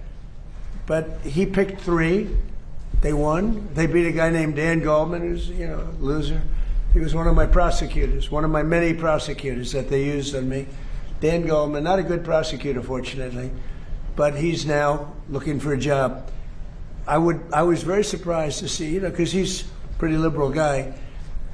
When they go more liberal than Dan Goldman, they're really into Never, Never Land. Does this tell you that the Democratic Party's 2028 nominee will likely be, or could likely be, a Democratic Socialist? Well, it should make it easier for Republicans. because most of the nation is composed of sane people. They don't want to, you know, if you look throughout history, go back thousands of years, you've always had socialism and communism by different names. It's never ever worked. It's not going to work this time either. Yeah, please, go ahead. Thank you very much, sir. As a Turk myself, Whose phone is it? Don't worry about it. Who's calling you? as a Turk, Wow. as a Turk myself, I can tell you with great confidence that your presence in Ankara is eagerly anticipated. What's your message to your great friend Erdogan and the Turkish people? Because you're going to be there in less than 2 weeks. From Turkey? Yeah, I'm a Turk myself. Well, And I like him. He's a friend of mine, and he stayed out of the war. You know, he was a prime candidate to go into the war with Iran, maybe on the Iran side, because he's not a big fan of Israel, as you know. And I asked him to stay out. He stayed out. And you know who else was great? Was President Xi of China. He could have come in. He gets half of his oil from that area. You know, I could see him wanting to, and I asked him to please stay out, and he did. We did a good job, but he stayed out. Erdogan's a great leader, very strong person, great military, and I asked him to stay out, and he did, and so did President Xi, and frankly, so did Putin, if you really look. But you could say that Vladimir has some other things to focus on. But they all stayed out. I mean, it was pretty amazing. People were surprised. And I think that Erdogan is, look, he loves Turkey, right? He's doing a great job. He loves Turkey. I love the U.S., but he loves Turkey, and he's doing a great job. He's a respected man, a respected leader, and he's been a friend of mine. Now, I shouldn't say that, because guys like Peter would say, oh, he likes Erdogan. He likes Erdogan. No, Peter won't. Peter doesn't. Some of the others, let's say. But Erdogan is a strong man, but he's been everything I've ever asked him for, he's done. Mr. President, Mr. Secretary General clearly pointed out that allies want to do defense business with you, and Turkey is definitely one of them. They want the F-110 jet engines, and they want the F-35 fighter jets. Are you going to Turkey with a big gift bag for Erdogan? So, yeah, I think so. Look, he's a member of NATO. Some people don't consider him so, but he really is. He's a strong member of NATO. Yeah, I'm going to probably do something that's going to make him very happy. And Turkey has Tell him hello, huge, right? Tell him hello. He's a good man. And Turkey has a huge defense industrial base. 3,000 companies working all over the alliance, also here in the United States. So strong. People don't know how big Turkey is in terms of the military. It's a very strong. They have a lot of our equipment. A very strong military because of him. Yeah, please. Your expectations, sir, about this meeting in Ankara? What do you think? Well, what are your except for the fact that it was being held in Turkey by President Erdogan, I don't think I would have gone to it. You must come for me. But I might go for it. You're right. I mean, I wouldn't have gone for, you know, what we went through over the last 2 months with, you know, the various countries. But you're probably right. I would have gone for you, but I would have not gone for most people. But he called me up. He said, "Please, I have it in Turkey. You got to be there. The United States has to be there." And so I'm going out of respect to President Erdogan. Mr. President, what do you want the allies to do more than what they are doing right now? Do you Just have be loyal. an ask? I just want their loyalty. We don't need their money. We don't need anything. We have the most powerful military in the world by far. But I just want loyalty. You know, we're so loyal to them. We're always fighting for them. We have thousands of troops all over Europe. In Germany, we have 50,000 troops. And then you want give us a little nudge, give us a little kiss. We don't want much. And they say, no, we can't do it. We're paying hundreds of millions of dollars for the troops that we have in Germany, the troops that we have in UK, the troops that we have all over Europe. I will say Poland was very good. You know, I endorsed him, and he won. By the way, many people that I endorsed outside of the United States won. You know that, right? Do you know we had a big win yesterday with Colombia, a favorite place of Marco. Marco loves Colombia, but no, I endorsed a man who was, you know, at the end, and he won. But the same thing in Poland. He was number 10. I endorsed him. I didn't like the man that was the president at all, and I endorsed him. He was a fighter, a big fighter, a good fighter, and I endorsed him. He came from 10th place and he won. And they say it was the biggest upset in Europe in 50 years for a major election. And you know what? He's going to be a great president of Poland. Mr. President, but we have many people, South America. But we just the other day, we endorsed somebody, that El Tigre. They call him El Tigre because he's tough. He's another fighter. I like fighters again. Mr. President, you like but he winners. won. Mr. President, you like winners. Do you think President Zelensky is winning right now? You famously Well, he's doing pretty well. Look, no matter how you look at it, he's doing pretty well. He's holding his own, at least. A lot of people dying on both sides, but I think he's doing pretty well. You got to hand it to him. Can I ask you? Look, you have to say he's courageous. He's got great equipment, but he's got great men. He's got fighters. And can I ask you one other question? Yeah. Have you seen the report into the Minab school attacks? Could you tell us? I have not seen it, no. Why not? At some point, well, I have to wait for it to be complete. I don't know that they're ever going to solve that problem. I mean, you could ask Pete, but I don't know that they're going to say it was one of our missiles. Pete, I don't know that they're ever going to solve that problem in terms of whose fault was it, because there were missiles flying all over the place. So you won't accept and it's horrible what happened, but there were missiles flying all over the place. And somebody said it was our missile. Well, maybe it wasn't our missile, but I've seen nothing to lead me to believe it was. There were plenty of missiles being flown by other people. What do you think, Ben? Well, Mr. President, we've taken the investigation very seriously, and when the appropriate time is right, whatever that outcome is, that'll be the time to divulge. And do you know what the I results mean, if of you the come up with the investigation right is? answer, I don't think it's going to be us. I don't think it was us.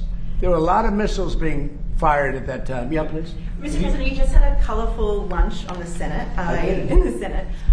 Would you be open to a compromise measure that had provisions of the SAVE Act into a reconciliation bill? Not really. No, the SAVE Act should be. It's not compromise. It's voter ID. It's proof of citizenship, and it's also the mail-in ballots. We want mail-in ballots for the military if they're away. We want them for people that are ill or people that are in some form handicapped or have a hard time, or people even that are on vacation. I'm open to that. But mail-in ballots, you have to vote because we have a lot of rigged elections. And would you veto the housing bill? And then we added in men in women's sports is a no-no. No men in women's sports, and no transgender mutilization of our children. These are 99% issues, and we have to do it. We have to protect. Look at what's gone on in Los Angeles and California. The vote still hasn't been counted. What's it, 2 weeks now? It still hasn't been counted. And I don't know Spencer Pratt, but I watched him, and he was doing really nicely. All of a sudden, he's out. And I said he was going to be out because he was doing well. And then a week later, they started saying, oh, he's starting to lose favor. He's starting to lose. I said, they just rigged the election. And they were going to do that with Steve Hilton. He's a good man. And I asked the U.S. attorney to go look at their votes. And as soon as I did that, they announced that Steve Hilton would be a finalist. So, no, we have rigged elections. Now, in my case, I made it too big to rig. Remember the expression, too big to rig? But we have rigged, and we have to have voter ID. If we don't have voter ID and proof of citizenship, but basically it's the Save America Act. Everybody wants it. Everybody is it, including Democrats. 87% of Democrats want it. Not the leaders, because they want to cheat. Their policy is so bad, they're unelectable. Would you veto the housing bill if it came to your desk, sir? Would you veto it? About what? If the housing bill that you didn't sign today, if it came No, to your I desk... said I'm not signing the housing bill. I want to see what happens with it. Look, the housing bill is... Housing, I made billions of dollars with housing. I know housing better than anybody, maybe anywhere. It's all about the interest rate. Lower the interest rates, you can have all the housing you want. But you have to understand, I don't want to hurt people that own houses too. These people, for the first time in their lives, they have valuable houses. They become rich. I don't want to hurt them either. Sir, what you want to do is what good for everyone? Get the interest rates down. We have this numbskull that was the head of the Fed before, and he's a stupid person. And we call him too late because he was too late with the interest rates all the time. We need low. Man, you're asking who's sitting with Trump. That's Mark Rutte from the Netherlands. And for some reason, the stream their feed is a little bit grainy. It's not very clear right now, so hopefully it gets better. Interest rates. Low interest rates will solve everything. Will solve that. Now, despite that, we're doing well with housing. But where we're really doing well is oil is plummeting and costs are coming down. Affordability, we're doing great. The Democrats gave us a tremendous affordability problem, and we're reducing prices a lot. Our new Prime Minister will be installed in a matter of weeks, could be 3 or 4 weeks. Would you want to be the first person on his list to visit globally? No, but I think we're probably of a different persuasion. He's very liberal. But, I got along well with Starmer. I disagreed with Starmer. I said, you have 2 problems, immigration and energy. And crime, too, by the way. Crime. You have a terrible mayor of London, by the way. I don't want to cause any problems, but your mayor of London is grossly incompetent, a bad person, and a horrible representative for your country. You know that. That's why you're smiling and laughing, and it's true. But you know that. The mayor of London is a horror show. But you have a crime problem. You have an immigration problem. The immigration helps cause the crime, by the way. And you have a tremendous energy problem. You're building stupid windmills all over the country, and they don't do the job. Dude, he's spitting straight facts right now. The mayor of London is a joke. Their immigration is supporting their crime. It's causing more crime. And they're trying to go carbon neutral, carbon zero, trying to go green, and in the pursuit of that, they're absolutely destroying their own country. They're making the people that are on the bottom part of the income spectrum of their country go completely dead broke. They can't even they have no money left. These people, the amount of money they have to spend on energy because of this green initiative and initiatives that they've been doing in the UK has destroyed the UK. You have the greatest oil field in the world, one of them. It's called the North Sea oil. All you have to do is bid it out to Exxon, Chevron, Shell, British Petroleum.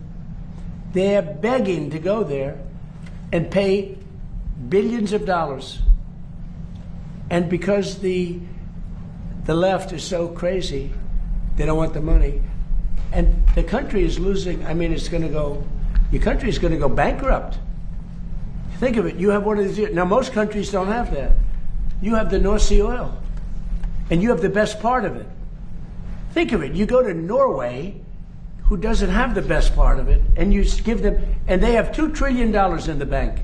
They have $2 trillion, maybe more, because the UK pays them all this money and others. But you have one of the greatest fields. And I told this guy 15 times, and he wouldn't do it. I said, you're going to lose your prime ministership. And he did. In fact, I called it about 3 days early, right? Remember I said he was leaving? I wonder if that nudged him out. Mr. President, on Iran, sir, would you block a final Iran deal if it included any kind of fees on shipping or maritime activity? It would be unacceptable to me. Because we have numerous straits, and if you did that for them, you'd have to do it for other people. You have other straits. I wouldn't allow it there either. Yeah, it would be a game changer. And have you made progress on munitions building in Europe? That's obviously something. Yeah, we always make progress.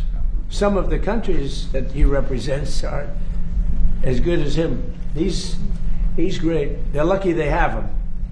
They're lucky they have that guy. And the production. Okay, behind you. How do you think that Congress voting to end the war with Iran, even in a non-binding way, impacts your negotiations with Iran?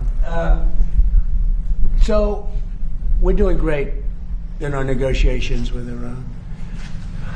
Right in the middle of one of the key things, which we're going to get anyway, we have breaking news. The Senate has voted that they'd like Trump to stop the war. So Iran sees that and they go, what's that all about? Now, it's meaningless, right? But I had lunch with them. We had 4 Republican senators and all Democrats. Democrats, they want to lose the war because they're stupid. That's why we call them Democrats, I no longer use the E. I've changed the E into a U. We call them Democrats. They're dumb. They're stupid. That's why we call them the Democrats. Good Trump, bro. Oh my God, dude. Their policy is so bad. That's why they have to. They are opposed to the Save America Act because they don't want voter ID. They don't want proof of citizenship. You know why? Because they have to cheat. Their policy is so bad that if they don't cheat, they wouldn't win an election. They're phenomenal cheaters, and they stick together. But you know, the people, the Democrat people, are 87% in favor of the Save America Act. Yeah, please. Thank you, Mr. President. Last night, of course, as Peter pointed out, He just spoke about one of the main things that I was talking about earlier is the representatives, Democrats in office who are elected representatives, they vote against or they don't stand up for the Save America Act, which their own constituents want that. Democrat voters, all of the people around these Democrat voters, they also want the voter ID. It's a no-brainer. It's like men and women's sports. Democrats also did not want men and women's sports. But these Democratic officials, these elected representatives, don't actually represent the people that voted for them. That's the big problem we have in America right now, is you have Democrat leaders, Democrat people getting elected in office. They campaign on what the people want, but when they get elected, they do the opposite. That's the problem we have. we saw the Mamdani-backed candidates win in Jeffries and Schumer's backyard. You told me in October that Schumer was gonzo and that Mamdani was the leader of the party. Does the last night's results affirm that assessment? And well, Schumer's lost his way. He's become essentially a Palestinian. I think it's the greatest transformation of a political position I've ever seen. Chuck Schumer, who was a strong supporter of Israel, and he's become 100% Palestinian. In fact, I've asked for a beautiful, beautiful silk outfit to be sent in the Palestinian tradition. I'm going to send it to him as a birthday present. Now, it's the greatest transformation of a political ideology I've ever seen. Chuck Schumer is Jewish, and he was a strong supporter of Israel. Not that strong, because he let the Obama, even though he was opposed to it, he let the JCPOA get through. He could have fought that harder with Barack Hussein Obama. Have you heard of him? So, but Chuck Schumer's a Palestinian now. Sad. Yeah, do Democrats have a problem? Crazy. Chuck Schumer turned into a straight Palestinian. That's crazy. Problem on their hands now that, you know, Obama and Mamdani, they're two true leaders. Neither of them can run for president. Is Chuck Schumer going to wear a hijab, guys? President in 28. Well, you know, Mamdani was here, as you know, twice. I think I need to have AI show me what Chuck Schumer would look like with a hijab. Let me see. And he's a very nice guy. He's a charming guy, good-looking guy. We talk, but you can't raise taxes on people where you force them to leave your state or your city, and they're leaving and they're going to Florida. Most of them are going down to Palm Beach and Miami. They're just leaving, and they pay 90% of your taxes. And I keep wondering, how are you going to do this? Every day you read about somebody that's leaving for Florida, mostly Florida, and other places, but they're leaving. You can't put estate taxes on that are so high that when a loving father or mother dies and they leave it to their beautiful child, the child is supposed to pay 50% tax. That's on top of federal tax, right? So basically you're leaving them nothing. What you're doing is you just you can be liberal, you can be anything. It's common sense. You're forcing people to leave. And these are the people that pay the taxes. They pay 90% of the taxes, and they're leaving New York, and they're leaving California too. Yeah, please. Yeah, thank you very much, Mr. President. You said yes to the jet engines, but you're a very direct, very straightforward, no-nonsense man, as you're known in Turkey as well. What needs to happen for the F-35 deal to be finalized? What do you need to see? Why don't you answer that question, JD? I want to give you an easy one. Okay, That's thank you, sir. He's done a great job over there, by the way. Well, I know that Pete and the entire team are reviewing this right now because...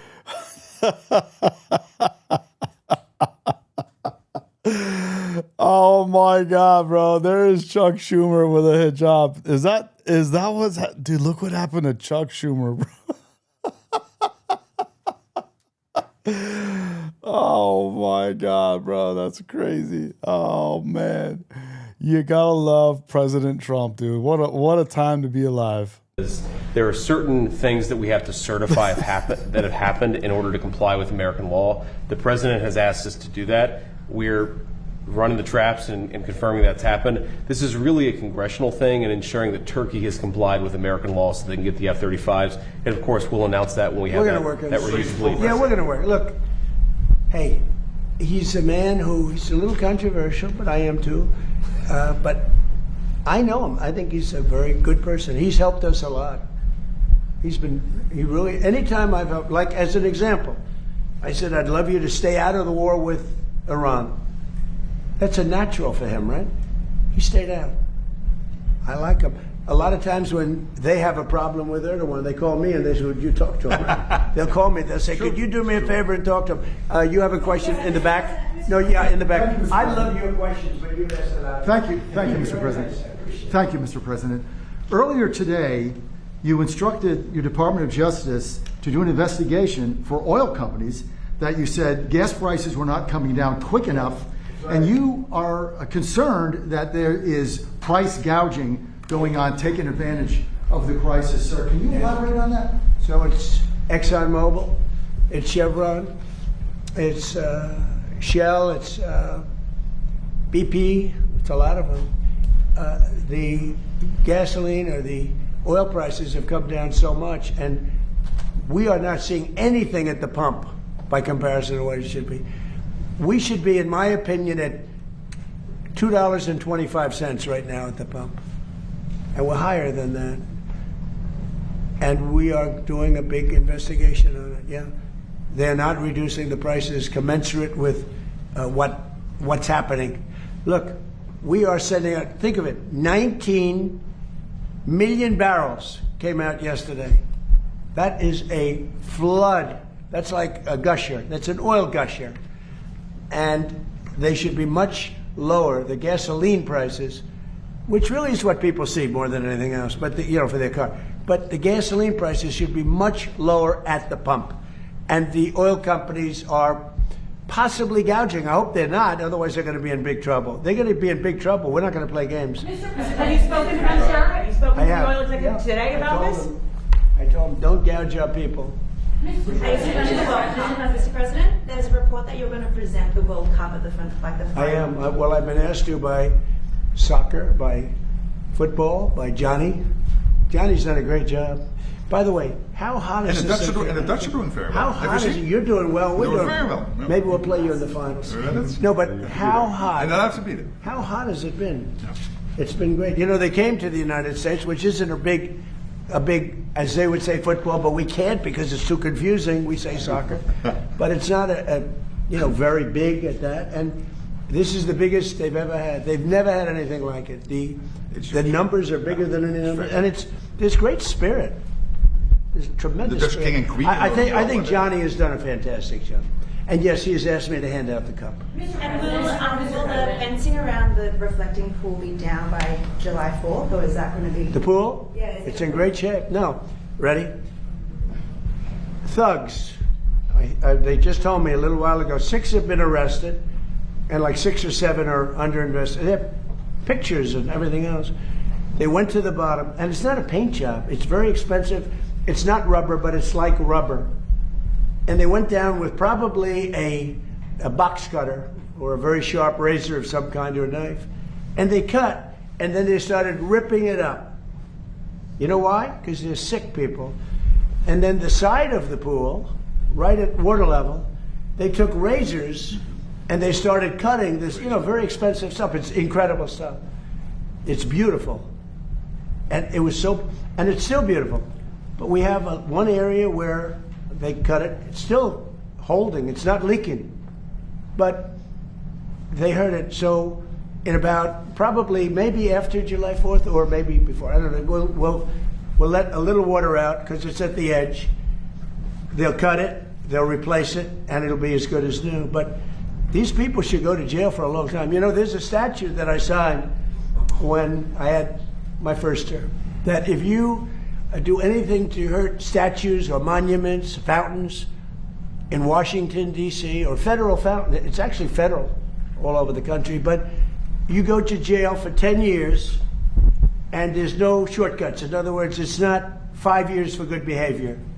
It's a very tough statute, and so tough that it really hasn't been used very much over the years. But I used it when they had a problem in Washington where they were trying to hurt, you know, the sickos were trying to hurt things, and I announced it. As soon as I announced it, read it, announced it, and I said 10 years for anybody, everybody dropped what they had, including ropes. They had ropes. They were tying ropes around Thomas Jefferson's head, Andrew Jackson right up there. They had a rope around his head on that incredible statue outside. As soon as I invoked it, everybody left. That's still in play. They could go to jail for 10 years. They better be careful. They have a gash on that beautiful pool. It's a reflecting bond. This is a very expensive material. Then on top of it, we did a much bigger job than we said we were going to do, because we did all the outer areas and everything else. We did a beautiful job. It's like a piece of glass. And for some reason, this disturbed the radical left lunatics. You know, one of the guys, he's a member or a big payer to Act Blue. He's a big Hillary supporter. He's a big supporter of Sleepy Joe Biden. No, this is a very political thing. But as I understand it, 6 are under arrest. This was pure vandalism. It's an amazing thing that we did. Don't forget, it hasn't worked properly since it was built, because it always leaked in 1922. So it was built in 1922. So that's 100 years more ago. It's never worked properly. I always say it had great potential. And I said in my first term, I'm going to do something. So Biden and Obama, between the two of them, spent over $100 million. It was a disaster. Obama, because of the environment, took the water from the Potomac, and it was horrible. It was bad. I don't want to have to tell you what happened, but it was really bad. You can read about it. Biden, he didn't have any idea what the hell they were doing, because he didn't know what anything was happening. But they spent over $100 million. We spent 14 or 15, and a lot less than that, because a lot of these people work for the Parks Department anyway, so you know they're going to work. So I would say a lot less. And we put a great surface on. This is a world-class surface, and it looked beautiful. But they came in and they cut it, and then they grabbed it and they pulled it up. That's why it's all ripped. And who would even think of that? They're sick people. So I think they're in big trouble. But here's the bottom line. We temporarily patched it, even though we stopped the leak. It's so good that it with all that damage they did, it's not leaking. And it looks really beautiful. I just had pictures taken. It's reflective, it's beautiful, like it did a week ago. And then we're going to let a little water out, because you have to let the water out to fix it. We're going to fix it, and then the water goes back in. It won't take long. We may do it before July 4th, or we may do it just after July 4th. Now, we have it a little bit fenced off because we have a big fireworks display. And tonight, I'm making a speech. And people like my speeches. But I guess we're going to have a lot of people over there. But tonight we're going to have a lot of good entertainment. One of the greatest opera singers in the world. We think he's great. Lee Greenwood's going to be singing our favorite song. And we have a lot of great things. But I think I speak at about 7 o'clock tonight. So that's over at the mall. No, but the water looks great. But we will do the final fix-up. But just remember this. They took razor blades 350 feet. Coming from where he comes, they don't do that. They took, maybe a little bit. They took razor blades and knives, and they cut patches like that, 350 feet long. A lot of them are like a foot, a foot, a foot. They cut the lining. And there's pictures of the guy bending over. I don't know if anybody saw that, but there are pictures of the guy. And you say, who would do that? Maybe it's Trump derangement syndrome. You know, we fixed over 50 fountains and monuments in the city. The city is the safest it's ever been, ever. We have virtually no crime. We're crime-free. When we came here at the beginning, it was a horrible, crime-ridden city. And we have no crime, virtually no crime now. Everything's fixed. We have new grass. We took miles. We took so much. Nobody's ever seen anything like. Everything had graffiti on it. It's all gone. The tents all over the lawns. Min, is this what you're saying? Do Trump with a beard with no hair? Which were terrible, are all gone. The fences are all gone because nobody goes on the lawns anymore. But we fixed those. Grass has a life just like people have a life. And we fixed the lawn, and it will be fixed. Now, one of the other things they did a job, around the reflecting pool, we have a huge field of grass. They poured acid on the grass. The same people, I guess, they poured acid. So that's in the process. It killed, acid kills grass quickly. So that's being fixed. But the reflecting pool is great, and it's going to look beautiful. It's so sad to see what they did. And then the fake news tries to say, oh, well, it didn't work. Of course it worked. Everything I do does work. What I do works. What I do best is build. And we fixed, I think it's 52 all over the city they're talking about it. But the biggest thing is we have one of the safest cities. If you would have come here 2 years ago, you had a good chance of being mugged, although you're a very big guy. I'm down. I'm actually not bad at chess, but I'm even better at backgammon. But I don't know, maybe you'll beat me, but at chess, I might actually beat you. Who knows, depending on how good you are. They would have mugged him up. They would have beat the hell out of him. He would have said, I'm never going back.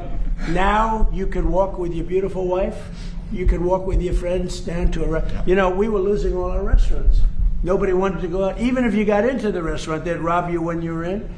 Now you can't get into a restaurant, but the restaurateurs are opening restaurants all over the city. I'm so proud of it. Also, Memphis, take a look at Memphis. Take a look at in Louisiana. Take a look at what's happened. What we've done in Louisiana with New Orleans is incredible. The Governor Landry, called me. They just had Mardi Gras. He said, it's the safest Mardi Gras we've had in 75 years. It's great. We've done a good job. And you know what? In Chicago, they had many murders over the last week. Many. I could make Chicago with this group of strong people. They're strong people. That's okay. One thing we got from the Supreme Court, we have merit. So if you have great students, great marks, great scores, great boards, you get into a good college. If you have bad, you don't get into a good college. In other words, it's based on merit. Tough decision for them. But that also applies to the military. We have tough people in the military. And the National Guard has done an incredible job in Washington. And my people have done an incredible job. So if you look at Memphis, crime is down 78%. I have a friend from Memphis, he was going to leave. And he called me, he said, I've never seen anything like this. It's like a different city. And also in New Orleans, it's like people can't believe it. I could do that for Chicago. I'd love to do Chicago because Chicago's potentially a great city, but you're going to lose it. It's got to be done. We do something much more than they can do because we take people out and bring them back to the country from where they came out of jails, where they're drug lords and drug dealers and people from mental institutions. And I'd love to do it in Los Angeles. And I'd love to do it in New York City. I love New York. I'd like to see. They had a lot of problems in New York over the last couple of weeks. If we were there, they wouldn't have any of those problems. And we removed the bad people from those cities so they never come back. Now, some liberal people probably don't like the sound of that, but 92% of crime is caused in these cities is caused by 2% of the people. I love that number because it's easily solved.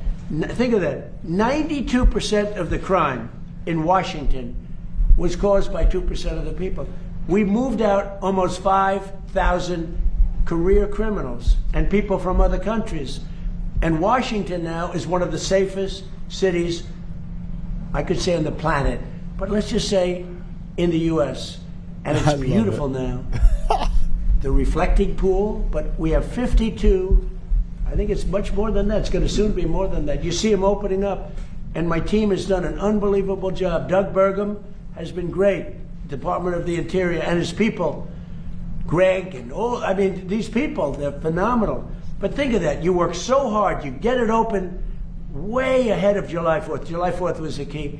And then somebody's in there with a knife cutting it and ripping the floor out. It's terrible. But the 350-foot gash in the side, it's a terrible thing. Ready? Here, I'm going to end on this. I'm so proud of Washington, D.C. It's become one of the hottest cities in the world. But what is the hottest in the world is the United States of America. We have the hottest city, and you know that. You were talking about that. 2 years ago, we were laughed at. We were a joke.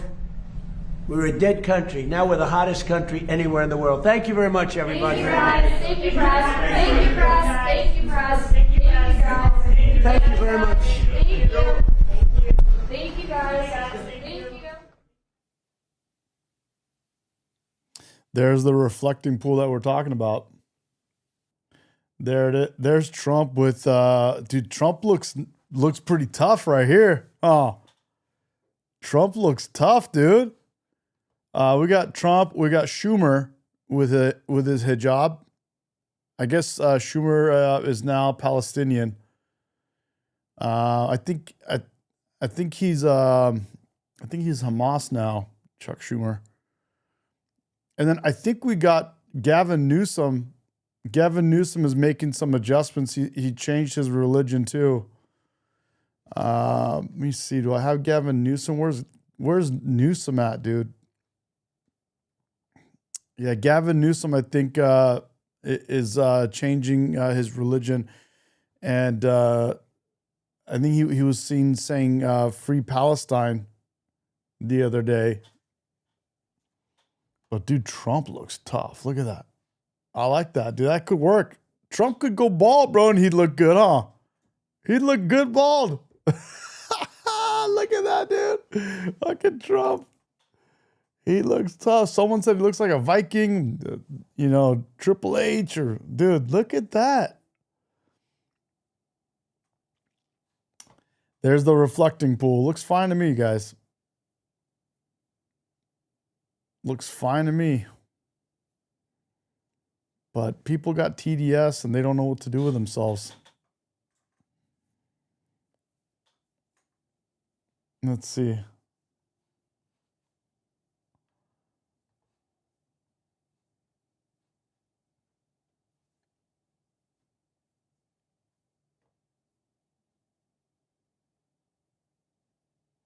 Let's see here.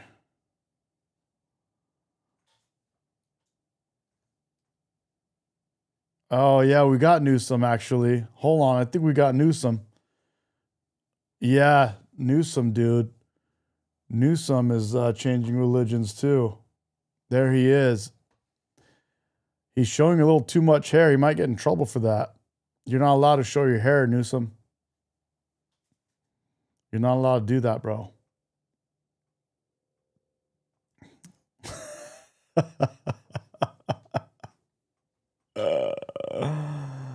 Oh man, that is too much. Well, guys, we got Trump. I think is gonna be. Here's the crazy part, dude. Do you guys talk about Trump falling asleep and Trump is tired and Trump is this, Trump is that, and the dude's about to be live again for the second time today. And who knows? Maybe he was live earlier today and I didn't catch it. That would have been the third time. But Trump is about to be live for the second time today. Trump goes live. Trump is in front of the camera live more in one day than Joe Biden was in 2 years. Think about that. Trump goes live more in one day than Biden goes in 2 years.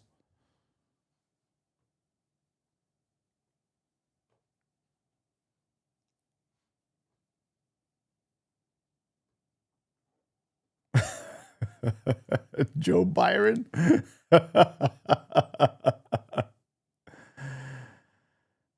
Oh man. I always say, dude, I aspire to work as hard as Donald Trump when I'm his age. And I don't, even though I aspire and I try and I'm going to work on it and I'm going to do my best, I still don't think I'll be able to do it. I still don't think I'll be able to do it. Gavin Newsom with a hijab, though, it's very fitting, dude, actually. It kind of works. That right there works. I think that works, dude. But Donnie with a shaved head and a beard, dude, I could get behind that. I think that's good. I think he could rock it, dude. We got Trump supposedly live in what, 30 minutes? I think that's what we got. Let me take a look at a few things. Make sure he's not live right now.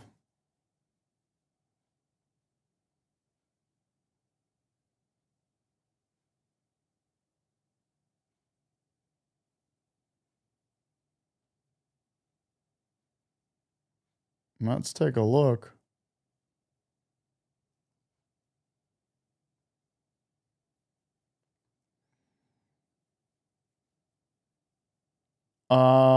I think he's about, dude, so we're going to watch because he's about to go live here.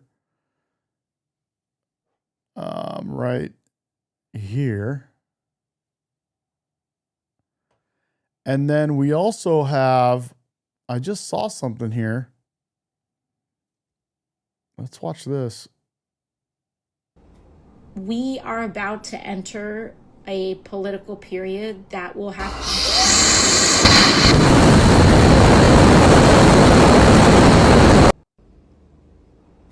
we are about to enter a political period that will have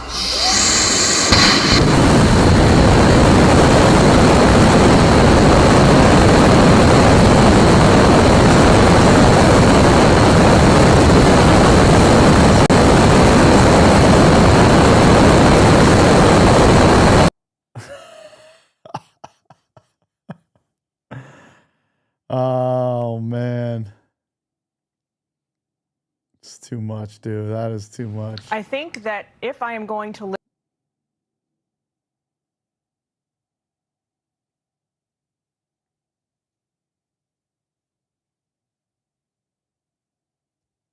Let's go through some of this, dude. Let's look at some of this, guys. What's going on here? At their back, you're going to see if the socialists win. I agree with. They're going to feel like they have the wind at their back. You're going to see Mamdani inspire candidacies across the country. You already are. Michigan is a great example. There's a Senate primary going on there, and I think Abdul El Sayed is ahead in that. He has a great chance to win. He's exactly like these socialist candidates in New York City. It's not just confined to a few districts here. It is spreading already, and if they win, you're going to see this inspiration for these kinds of candidacies across the country. The implications for the Democratic Party out there for 2028 are vast. Well, but if the socialists win, I agree with. They're going to feel like they have the wind at their back. You're going to see Mamdani inspire candidacies across the country. You already are. Michigan.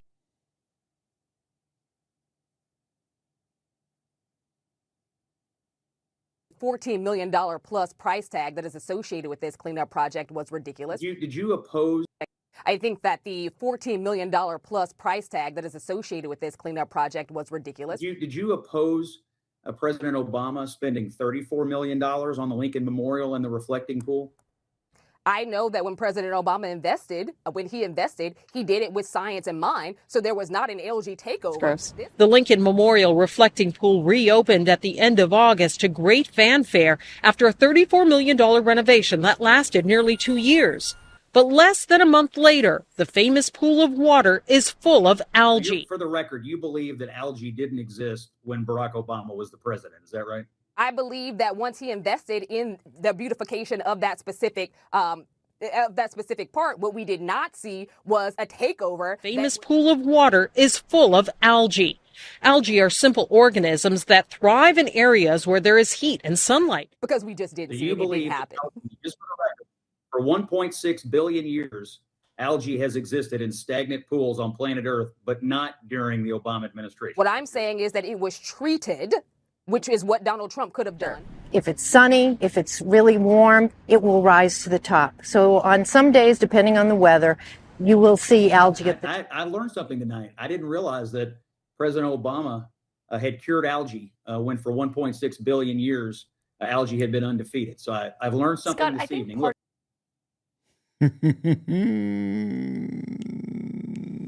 Bro.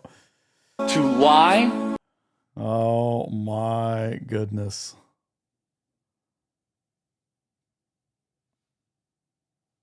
Let's take a look. Trump will be delivering remarks at the Great American State Fair, guys.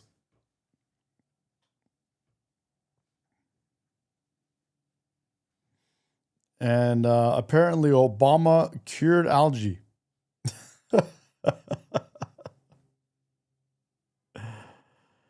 You know, we would not exist if algae did not exist. We're all aware of that, right?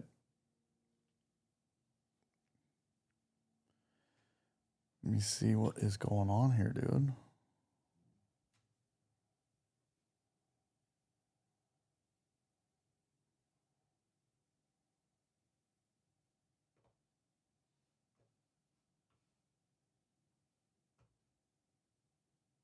An aggressive school of thought that wishes to see natural law further inform the Constitution than it does now, argued against by the positivist led by Judge Bork. Now, again, that may be lost on all the people. You know and I know what we're talking about. I have to be perfectly honest with you. You sit there and you have no idea what they are talking about. All I know is that he was asking me these questions about natural law. Someone may apply it in a way, like Moore, who leads him in a direction that is, quote, liberal. You may apply it in a way that leads you in a direction that's conservative. Or you may, like many argue, not apply it at all. But it is a fundamental question that is going to be almost impossible for non-lawyers to grasp in an exchange. But you know and I know it is a big, big deal. And in conclusion, one of the things you do in hearings is you have to sit there and look attentively at people you know have no idea what they're talking about. And it was fine. I understood what he was trying to do. I didn't really appreciate it. Natural law was nothing more than a way of tricking me into talking about abortion. This is a case in which this sleaze, this dirt, was searched for by staffers of members of this committee, was then leaked to the media, and this committee and this body validated it and displayed it at prime time over our entire nation. This is a circus. It's a national disgrace. And from my standpoint, as a black American, as far as I'm concerned, it is a high-tech lynching for uppity blacks who in any way deign to think for themselves.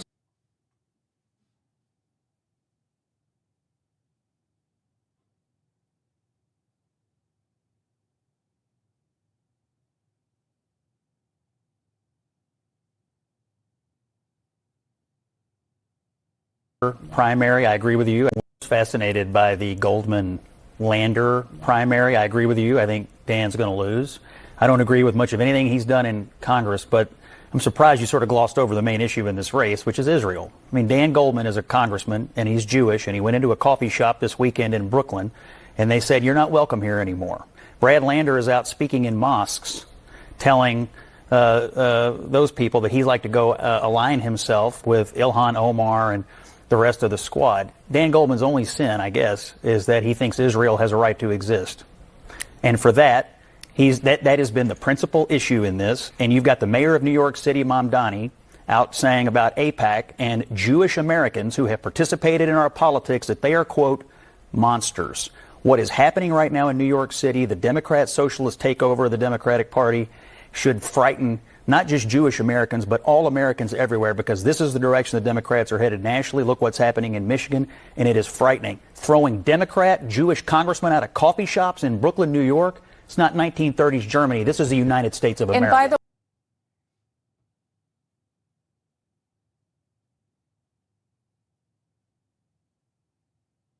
some amnesia about the fact that Iran has been at war with the United States for 47 years. And as the president said, he's finally the one that's dealing with it. They've killed thousands of Americans. They've funded terror proxies that have fascinated. Do you agree with the comments of your endorsed candidate, Arielisa Avila Chevalier, on opposing deportations regardless of criminal record?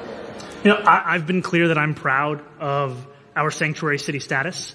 It is a status that we have had in this city for decades. It's also a status that, when there's the conviction of more than 170 serious crimes, does allow for coordination with the federal government on that. However, beyond that, that is something that we have made clear we are not going to allow this city to become the civil immigration enforcement arm of a federal government.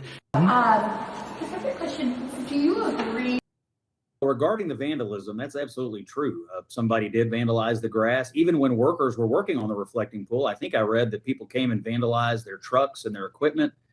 Look, you have people that hate Donald Trump so much that they would go out and destroy our national monuments, vandalize the Lincoln Memorial, vandalize the grass. That's how broken-brained they are. Donald Trump has cleaned up Washington. The fountains work. The city is clean. The city is safe.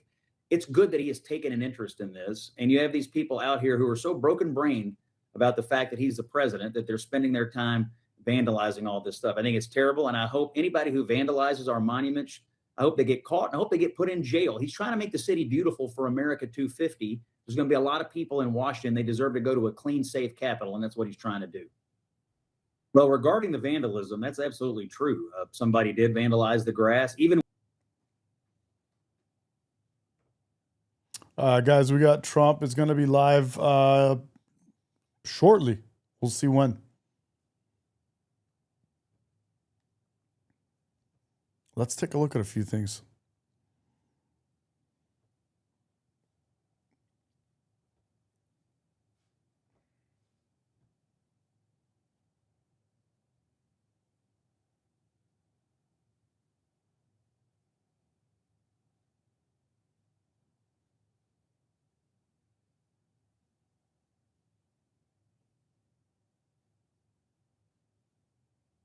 Just don't have the same, these Democrat candidates and their voters just don't have the same zeal and affection for America. They don't appreciate the freedom that we have in this country. They're not even going to celebrate on July 4th. There's a new Gallup NBC poll that came out. Did you see that?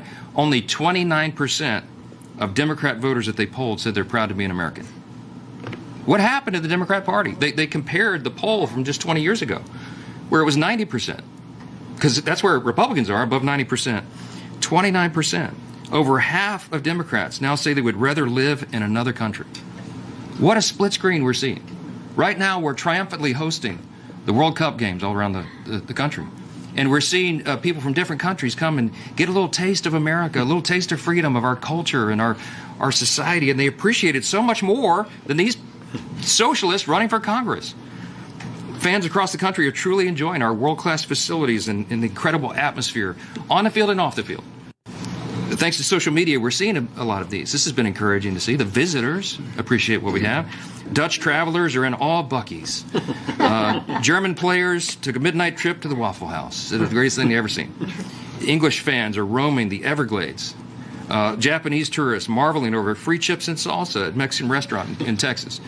I love it. Don't forget your blessings. People from Europe and Latin America, many countries around the world, many of whom, here's the key, they grew up under repressive state-controlled economies. They've never known freedom. They've never known these kinds of things.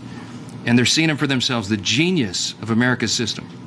A system that rewards risk takers and entrepreneurs and job creators and innovators and people who create jobs for others and expand the economy and opportunity and broaden the pathway out of poverty for more people.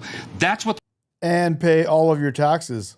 the Republicans stand for. That's what French Hill fought for in the housing bill, to give more people a chance, to restore the American dream. That's what we promised to the voters, and that's what we are delivering. The irony is, and it is a sad irony, and I'm so disturbed this morning. Y'all know me. I'm a happy warrior. I like to be optimistic and happy. This is a very disturbing trend. Visitors around the world marvel at what our free system of free enterprise has built, while rising socialist, Marxist, Democrat candidates are trying to tear the system down. That's what they told you in their campaign speeches. That's what they want to do. They want to tear it down. House Republicans are standing in the gap. We are not going to let that happen.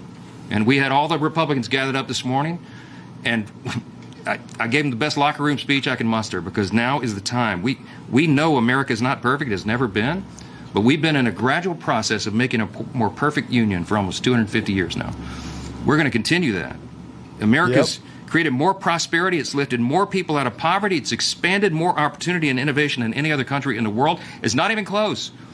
This is the greatest nation in the history of the world. It's not even close. Look at any objective factor. You hear me say it all the time. We're the most free, most... Yes. R. Julie says, Mehdi, you see the guy, he's from Africa somewhere, eating steak at Longhorn and chips. Dude, chips and salsa and stuff. Dude, I love that guy. I'm going to pull some of these guys up. Dude, I love the fact that the World Cup has caused other people from around the world to come to America and see for themselves that they got played. They're getting played by mainstream media. America is not what CNN and MSNBC and all this mainstream media is feeding the rest of the world. Not just our country, the rest of the world. They are getting played, and I love that they came to America, saw for themselves, and tasted it themselves.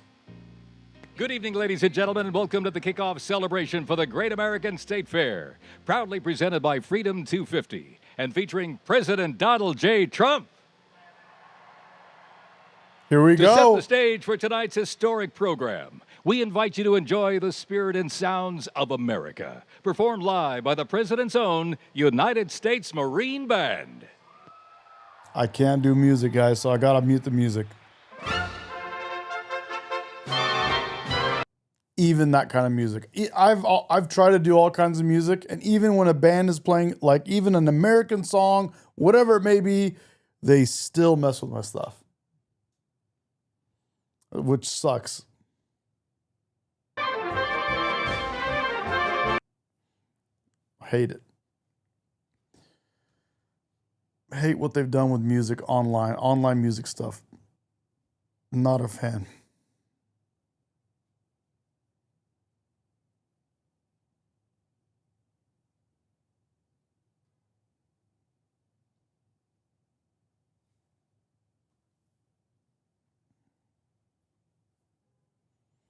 Not a fan of what they do whenever I put a little music on. YouTube loses it.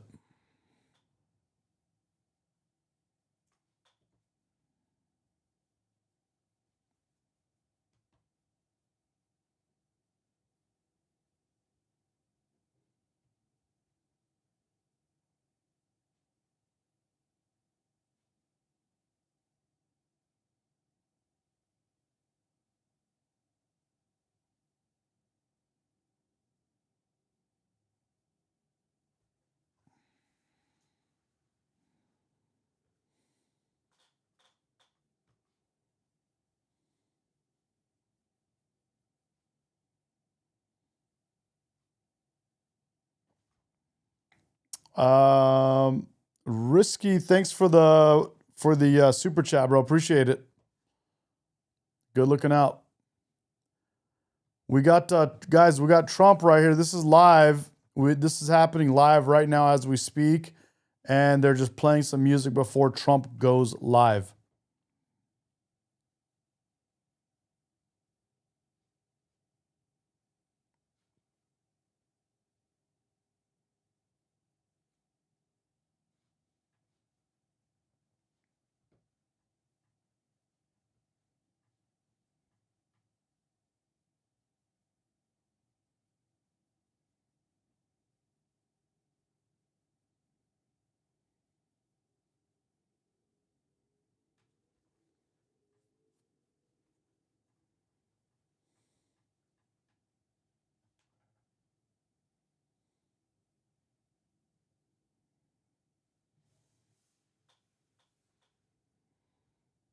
By the way, beautiful Bill, thanks for joining and being a Patriot member on my channel, bro. Appreciate that, dude. And beautiful Bill is on the horizontal stream on YouTube today. He's chatting with KK.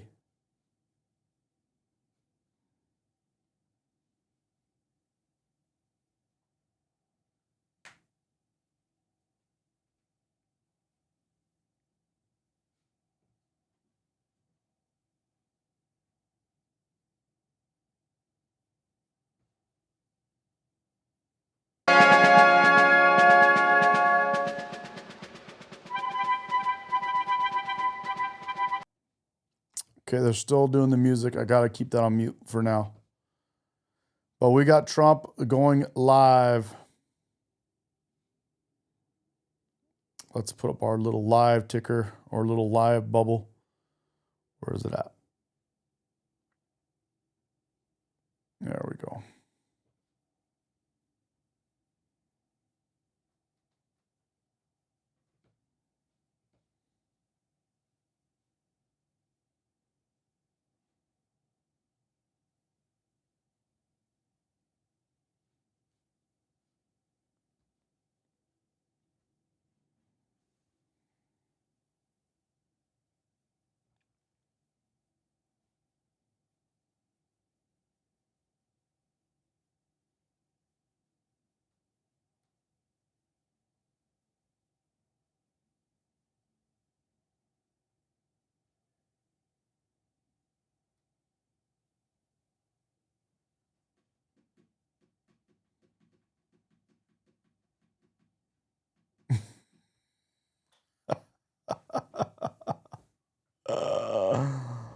Oh man, dude, I'm starving, by the way, guys. I'm so hungry.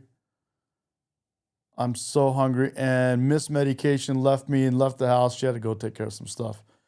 But I'm over here starving, dude. She would have had me some steak already, maybe some potato. I get some of these new Japanese sweet potatoes. They're so good. They're so good.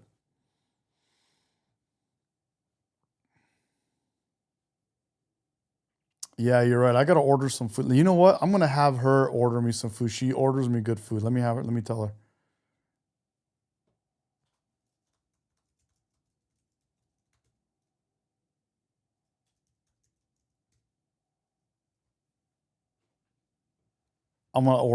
She's going to order it right now. Oh, she says, okay, baby. She's going to order it up. Hell yeah. Dude, I forgot. I should have just had her do that. Dude, well, thank you guys. That's why I need you guys, bro. That's exact. You guys are like, dude, just order food. You're like, why did I not think of that? How is it, dude? I think of all this other stuff. I'm doing a one-man show on this whole production, bring a guest on and do this and do that and all this different, and I can't even think about how to like order myself food once in a while. It's so crazy. She's going to do it. But yeah, I got married this weekend, guys, in Miami. Yeah, that's absolutely true. Jennifer is right. It happened. Thank you, bro. Thank you, bro. Thank you. Thank you.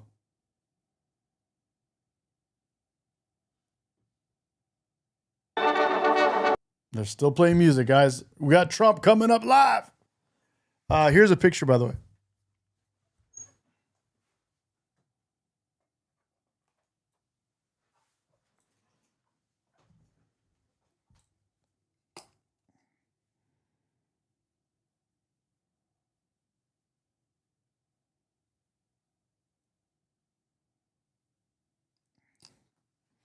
I got more pictures on my computer too, but I got to find them. Thank you, guys. Thank you, bro. Thank you. I Choose Live. Thank you, guys. Appreciate you guys. Thank you. Thank you. Thank you.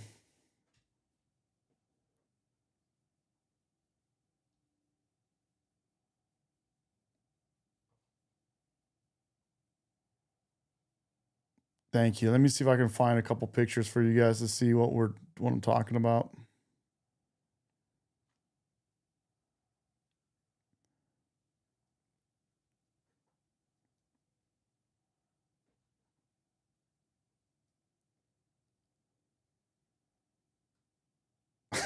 KK. Yeah. Yeah.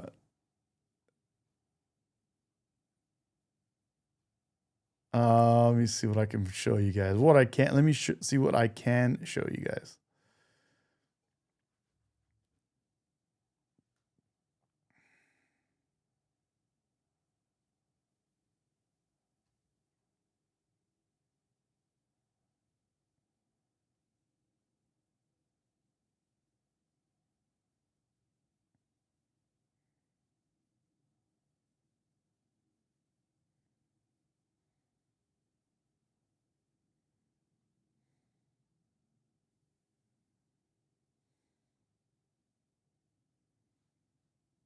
They are still playing music.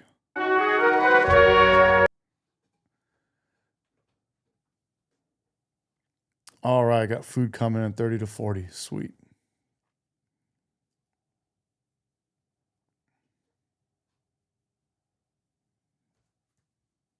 Let's see, I think I have another one here too.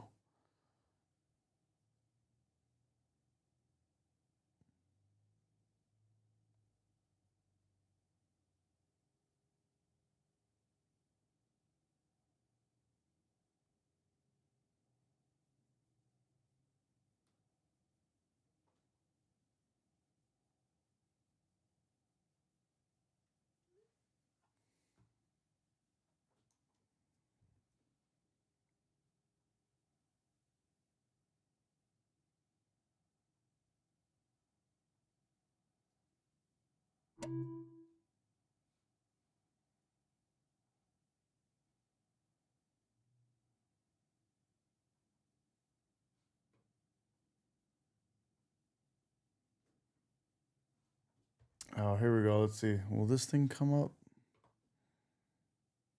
If I put this on? No.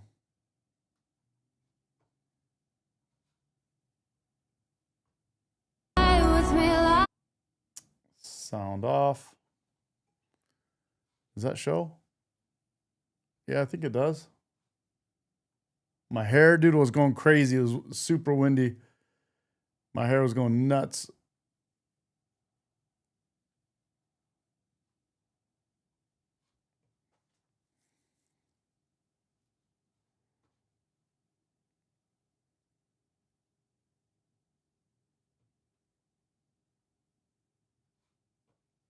I didn't do the music. Someone else did it. That was just something that someone took. A bunch of people were posting us. Yeah, I got a lot, dude. I got a bunch of pictures, dude. Bunch of pictures.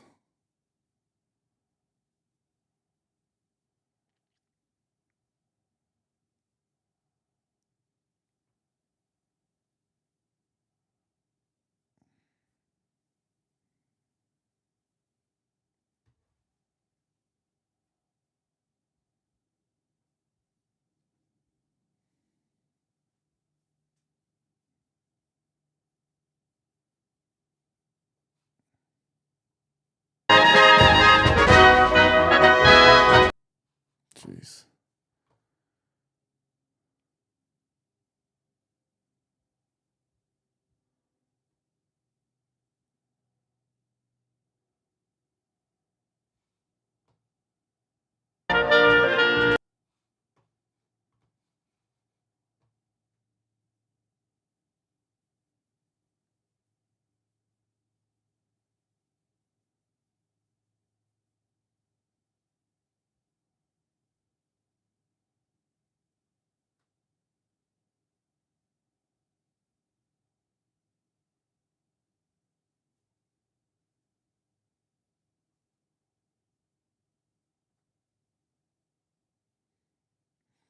Guys, so you know we're waiting for Trump. He's going to be live here soon. Those of you joining right now. All right.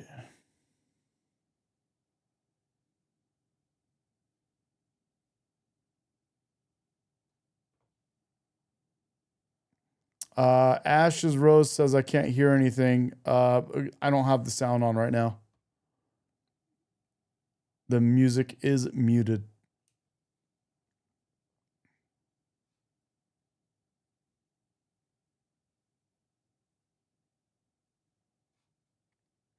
Good to see you too, Ashes Rose. Been a minute. Good to have you back. Radim, what's going on, buddy? Love the American flag on your profile pic.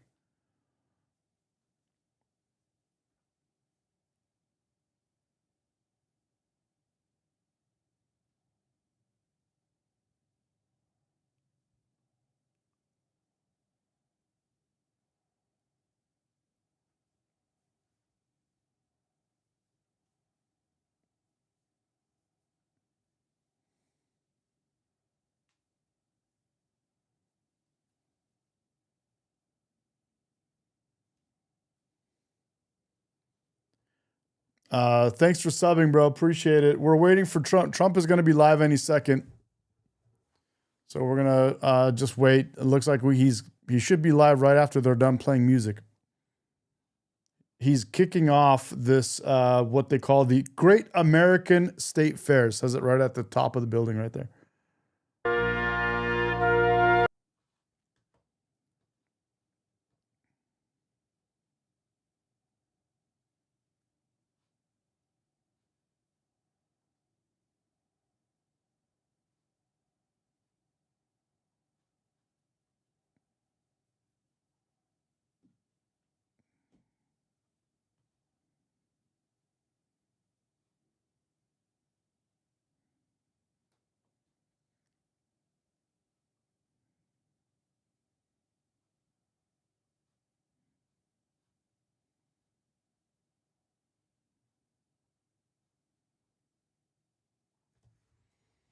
All right, let's see what we got.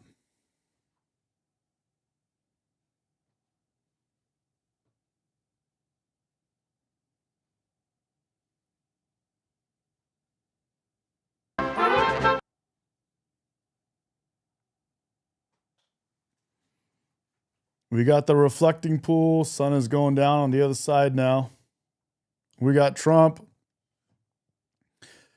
Trump can rock the bald. He could shave, dude. He could rock this look all day long. Gavin Newsom, he has officially come out of the closet. I mean, we already knew he was Muslim. But it's all good, bro. Like, do whatever you got to do. But he's showing too much hair. I think he would get in trouble if he was like in any Muslim country. They'd be upset if they saw that hair right there. And then Chuck Schumer, Trump was saying earlier today, Chuck Schumer is Palestinian.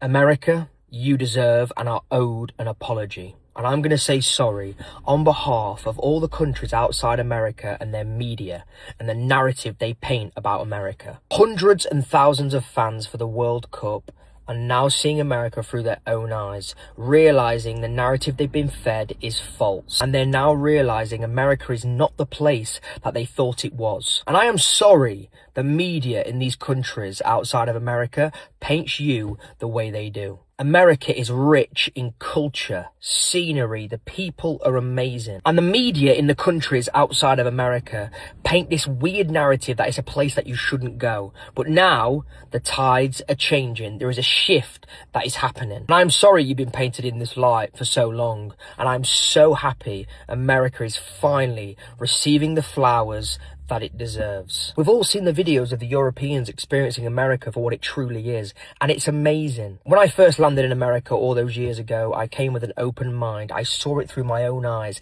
and it's exactly what is happening right now with all the travelling fans for the World Cup and the foreigners. They are seeing America through their own eyes, and they're realising how amazing it actually is. America, you deserve and are owed an apology. Yep, we know. We know, bro. You got played by your social media, by your mainstream media. They lied to you, bro. They lied to you about the greatest country on the planet. And they continue lying to you. And we got more, bro. We got more.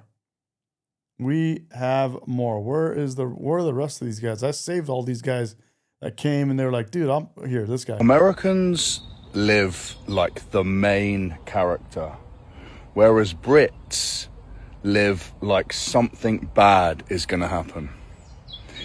In America, people are loud, outgoing. Americans wake up and think, yeah, today is going to be a good day. I'm going to get after it. Yep. People in the UK wake up miserable, defeated, and grumpy, craving tea bags. It's craving tea bags. Completely different. In America, people go and get after exactly what they want.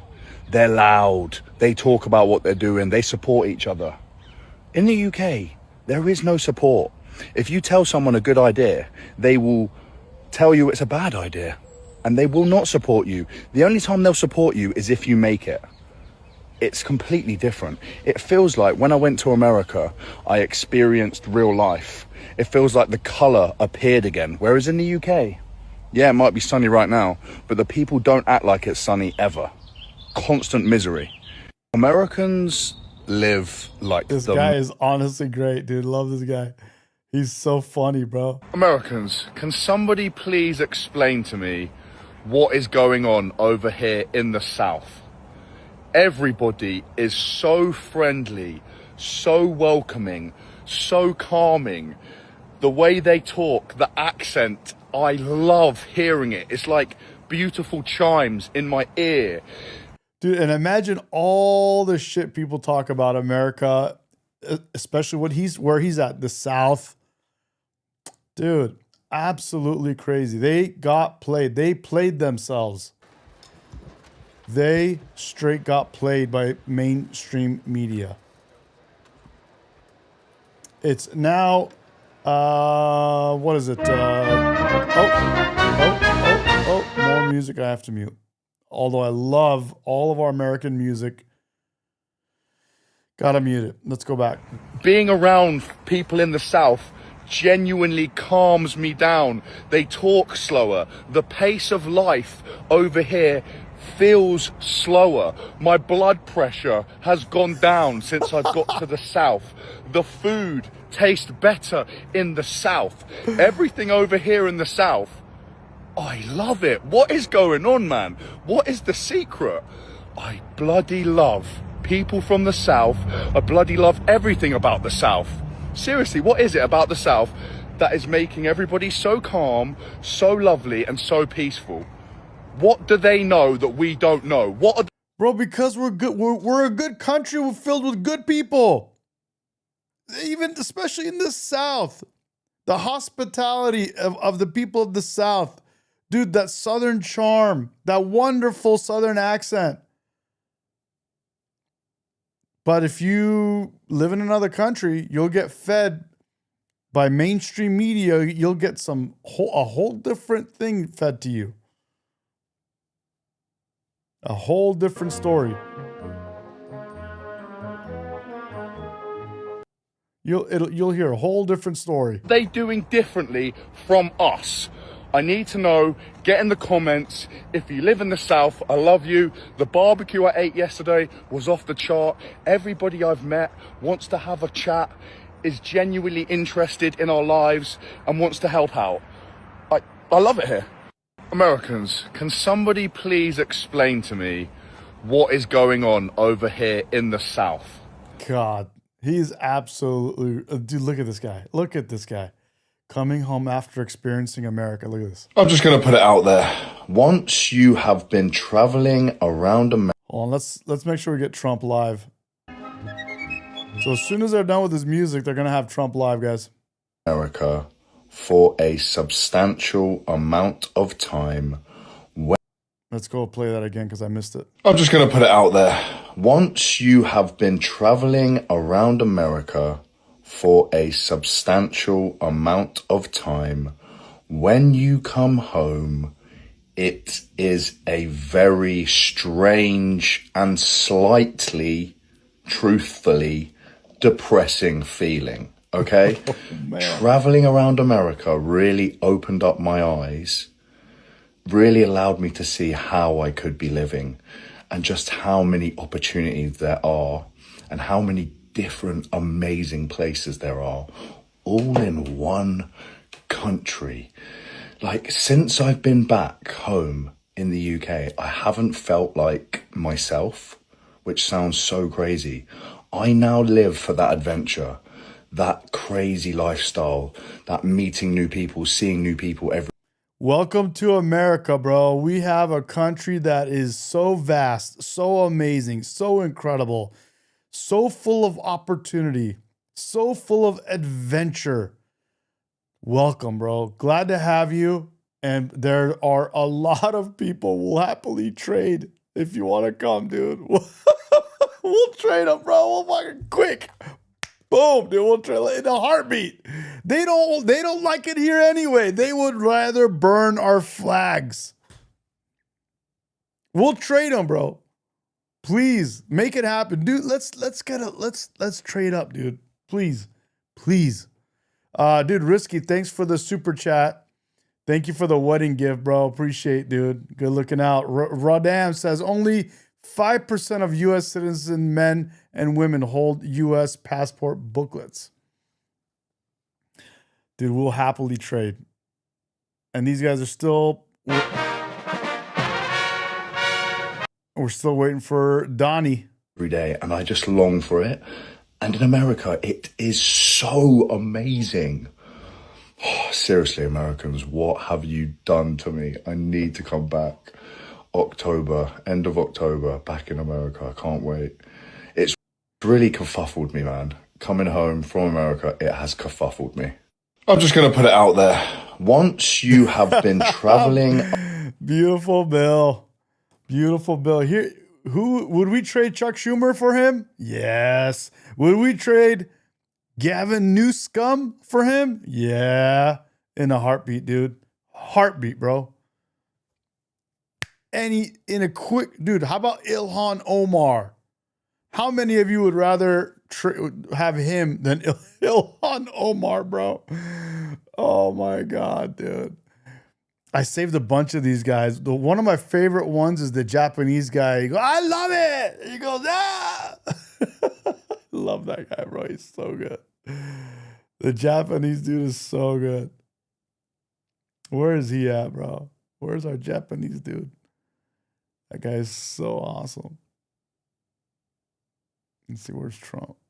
Not yet. Still music.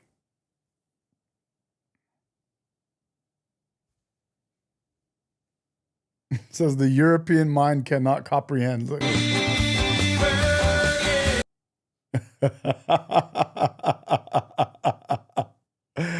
Oh, so good, bro.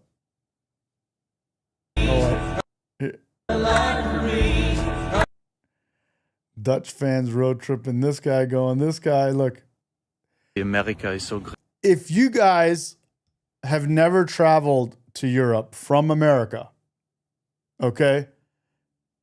Oh, we got someone talking. Hold on. A very little girl. Okay, if you guys have not traveled to Europe from America and you've never seen this, you're not going to understand. They literally have limits on their air conditioning, and when it's really hot, you can't bring it down. Like, you hit the down button to like turn the AC on and it won't get cold enough. You literally paid whatever amount of dollars for a hotel room. Okay, I go to some nice hotel rooms, not gonna lie. And the air conditioning is locked. And they can't, it's by their policies are this way, not the hotel, the countries. You can't go down because they want to be carbon neutral and the climate is this and that. You don't get it, bro. You literally freaking pay for a hotel room only to get there and cook in your hotel room. And that's why this guy is going to say what he says. I have found out why America is so great. And it is one thing and one thing only. L'air conditioning. L'air conditioning. One thing only. L'air conditioning. I'm telling you, bro, it's a dude, you guys don't know how good you have it in America until you go there. And they don't know how amazing America is until they come here. I'm glad this World Cup happened the way it happened. Look, listen to this guy again. I have found out why America is so great. And it is one thing and one thing only. L'air conditioning. It is the greatest thing I have ever experienced. It is hotter than Satan's butt crack out here.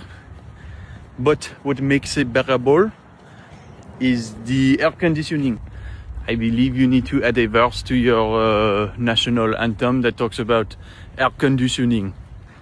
Americans are only scared of one thing, and that is being hot. But I love it. I love it. Is it something you have against being hot? Because the air conditioning, the ice in everything. The air conditioning, the air conditioning. I love these guys coming over here. Oh man! All right, let's go. His 250th to life for every member of the family.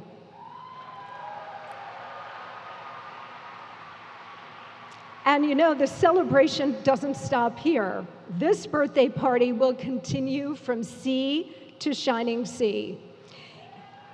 In the coming days, from sea to shining sea, our nation will enjoy an iconic Mount Rushmore celebration, an international parade of majestic ships in New York, and of course, the biggest fireworks display of all time right here on July 4th.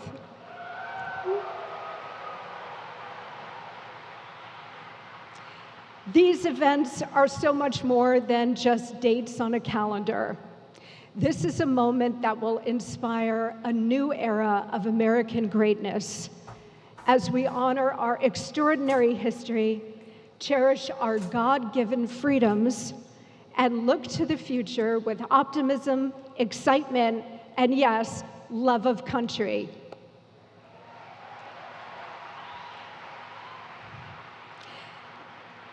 This movement, uniting our country to commemorate its 250th birthday, has no greater champion than President Donald J. Trump.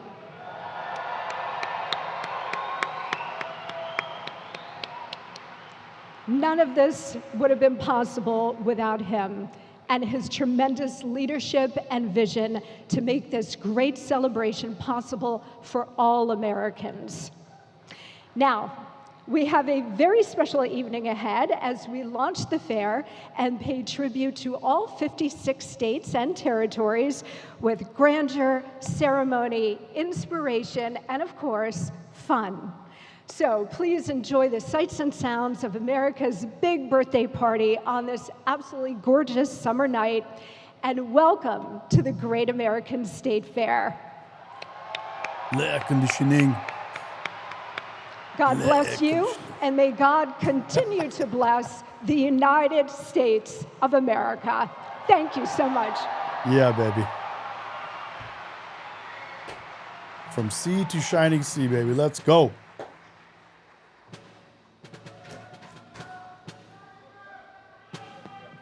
Ladies and gentlemen, please welcome the 55th United States Secretary of the Interior, Doug Burgum, and the 33rd United States Secretary of Agriculture, Brooke Rollins.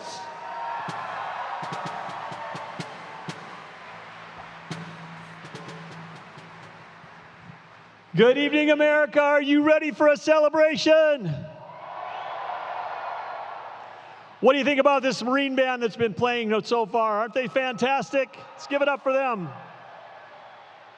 Who is excited to celebrate 250 years of the greatest country in the history of the world? Ilhan Omar. Well, welcome everyone. My name is Brooke Rollins. I have the honor of a lifetime to be your Secretary of Agriculture, and I know I speak for our great Secretary of the Interior, Doug Burgum, when I say what an incredible honor it is to welcome you to this, the official kickoff of the Great American State Fair. Welcome, everyone. Americans from every corner of our country have gathered here tonight. From the wheat fields of Kansas to the deserts of Arizona, from the Gulf Coast of New England, from Alaska to Hawaii and everywhere in between, America is here. And there could be no more fitting place to celebrate our nation's 250th birthday than right now, right here at the Great American State Fair. Over the next 16 days, right here on the National Mall, Americans will experience something unlike any other country has seen in generations. That is a modern-day World's Fair. A celebration of the people, the traditions, the innovations, and the spirit that have made America the greatest nation on earth. More than 150 exhibits from the nation's states and territories will be on display. You'll enjoy music and movies and cultural performances and agricultural exhibits, family attractions, spectacular flyovers, and one of the most iconic sights in Washington this summer, a giant Ferris wheel rising above the National Mall. What up, Elmo? Over 2 centuries ago, state fairs began as harvest time agricultural showcases that helped promote American-made products as the nation grew more economically independent from Great Britain. Restricted trade surrounding the War of 1812 inspired rural New Englanders to exhibit their livestock, to exhibit their produce and handicrafts in lively competitions, spotlighting the best of Republican localism and agrarian self-governance, the very best of America. And for the next 2 weeks, the very best of America is gathered right here in Washington, D.C. Every state has a story to tell. Every state has heroes to honor. Every state has traditions worth celebrating. But most importantly, every state is part of one family, one people, and one nation under God.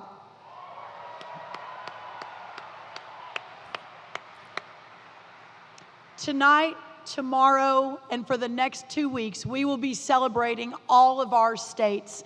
We celebrate our communities, and above all, we celebrate the ties that bind us together as the United States of America. Doug, you have had a front row seat to so much of the incredible Freedom 250 celebrations taking place across this great country. Tell us a little bit about what America has in store over the coming weeks and months. Well, thank you, Brooke, and what an amazing Secretary of Agriculture we have, best ever right here. Thank you, Brooke, for you and your team, everything you've done to make this fair possible. Incredible, great work. But Brooke, what strikes me is the sheer scale of what we're celebrating across our entire nation and how we're celebrating. For a quarter of a millennia, 250 years, we've been building, exploring, inventing, farming, ranching, serving, but most of all, dreaming big and daring greatly. And this year, we're celebrating that story in some of the most treasured places in our nation, including right here on the National Mall, an iconic spot that the National Park Service has stewarded for generations. We kicked off our 250th celebration right here with an incredible light show like we've never seen before, illuminating the Washington Monument on all four sides in an emotional retelling of the amazing history of America. We've got freedom trucks that are driving across our country, bringing mobile museums to small towns and cities across the United States. And in just a few days, President Trump will join Americans from across the country in my home state, in North Dakota, in the Badlands, for the grand opening of the Theodore Roosevelt Presidential Library at the... What do you think, guys? Should I get one of those little things too right here? I thought about it. I don't even know what you call them. The little, you know, the thing that he has right there on his shirt. That little silver with the little things going down. I like ties, but these look pretty comfy and chill too. Becoming the only president to ever win the Medal of Honor in military service, he understood that Americans are capable of extraordinary things when they refuse to settle and they choose to dare greatly. That is the spirit that built America. It's the spirit that carved homes out of the wilderness, built towering cities, won wars to defend our freedoms and the freedoms of this world, and carried our nation from 13 little colonies to the greatest republic in the history of the world. Yeah, a bolo tie, string tie. Yeah, bolo, YOLO bolo. Yeah, bro. Yeah, maybe I should get a little bolo, huh? What do you think? Does that suit me better than a tie? Ties are a little uptight, huh? Yeah, I don't know. Look out across the American landscape, where fireworks will again light up the sky on the eve of our 250th anniversary. And here in Washington, we're making D.C. safe and beautiful, revitalizing this capital city to reflect the greatness of the American people. President Trump, with his leadership, has said we want to make our capital not only, if it's the greatest country in the world, that this ought to be the most beautiful and the most safe capital in the world, and we're doing that under his leadership. We're restoring monuments, improving public spaces, bringing fountains back to life, and preparing America's front yard to welcome visitors from across the nation and around the world. And because the capital of the greatest republic in human history, it should be worthy of you, the people that are represented here. And in just a few days, Americans will gather right here once again for an unforgettable 4th of July celebration, including the biggest and grandest display our nation and the world has ever seen.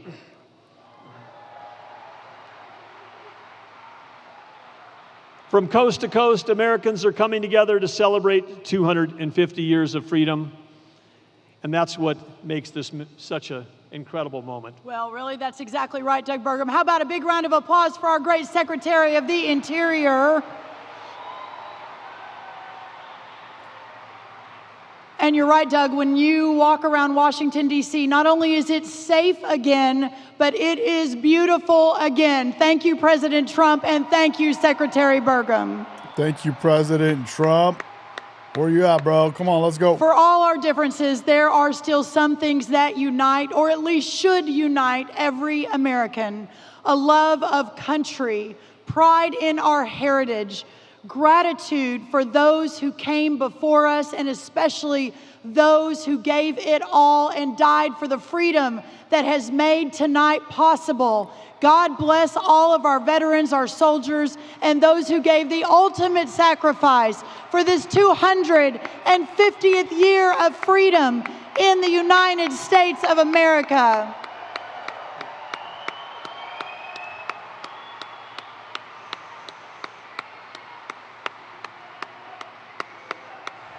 USA.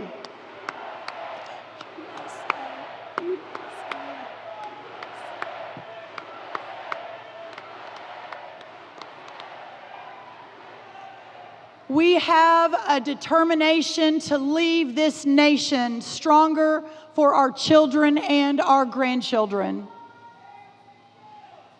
Yes, that's the American story, and it's still being written. And as Brooke gave a shout out to our incredible military, I want to give a shout out to an amazing group.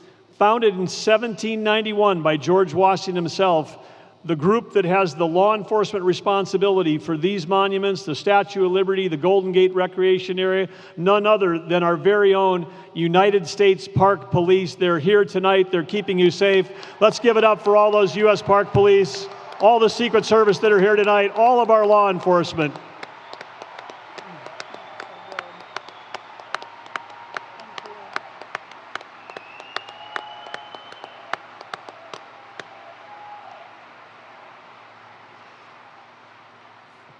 For 250 years, Americans have crossed oceans, settled frontiers, built communities, raised families, defended liberty, and through innovation, not regulation, through innovation, they've created enormous prosperity, making us the most abundant and richest country in the world. And now, today, next week, July 4th, 2026, it falls to us to carry that story forward. America is a vast, a beautiful, and abundant country, but it's up to all of us to preserve this great inheritance, to strengthen it, to celebrate it, and to pass it on by the grace of Almighty God.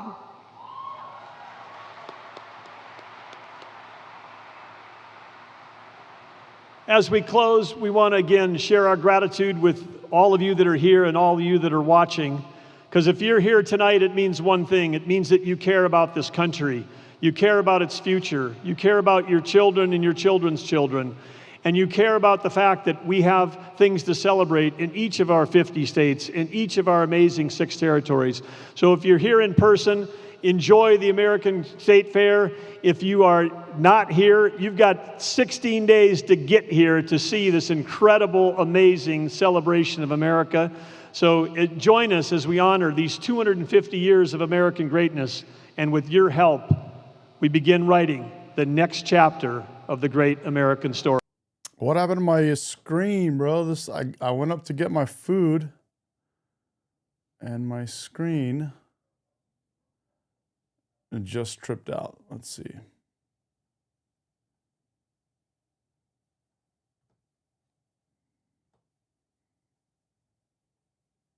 There we go. There we go. There's the flag. 56 states and territories. Please welcome the United States Ceremonial Flag Unit, accompanied by the President's own United States Marine Band.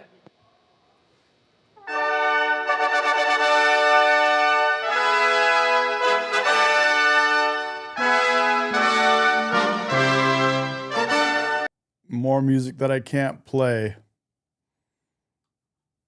Here, check it out.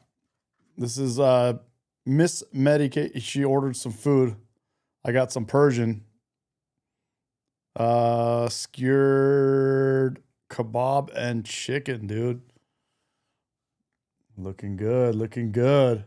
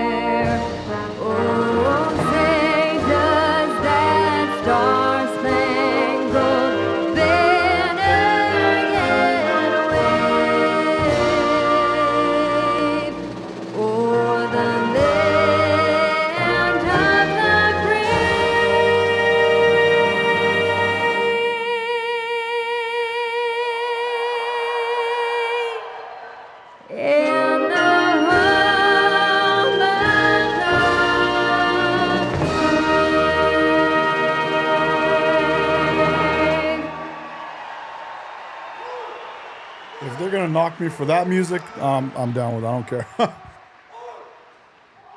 I'll take that. That's literally our song.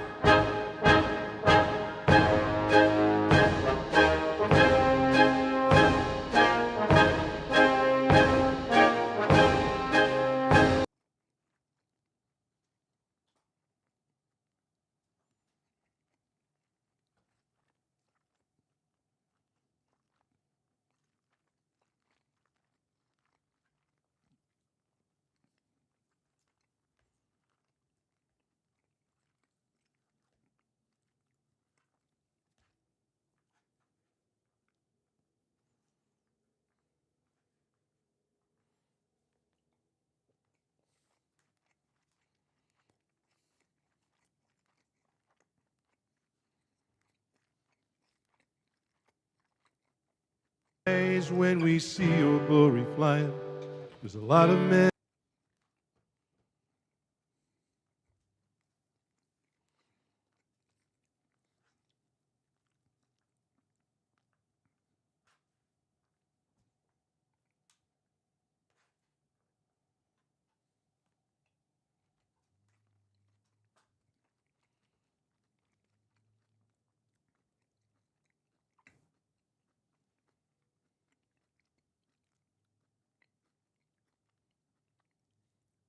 Sucker punch came flying in from somewhere in the back.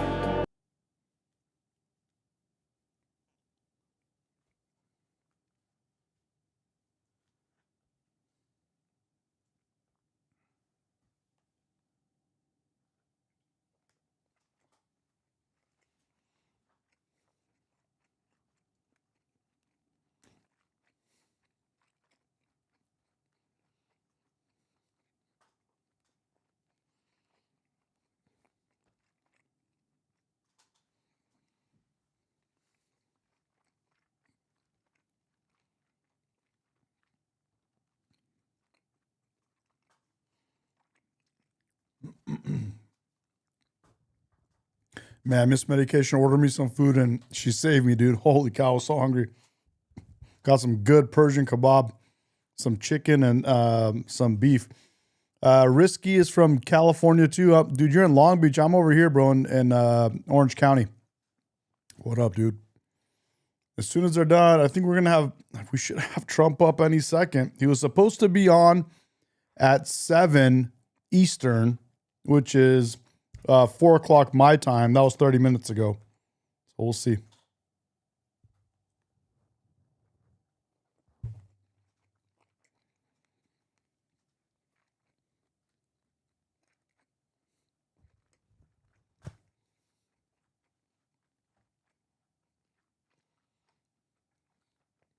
Yep.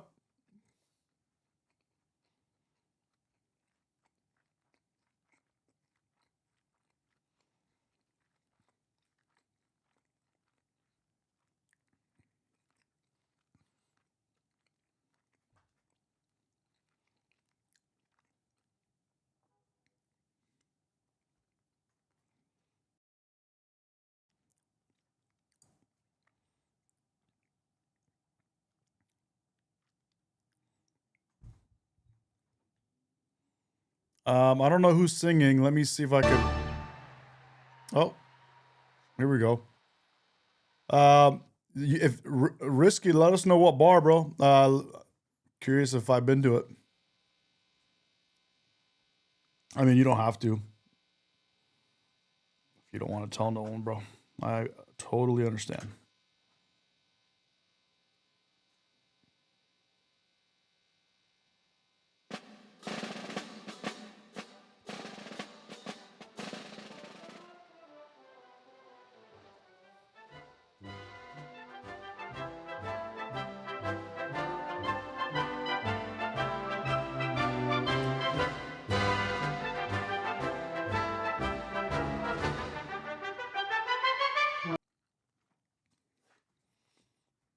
Redame says, a minute of silence for the 14 Air Force servicemen killed in the takeoff of the B-2 from Edwards last week.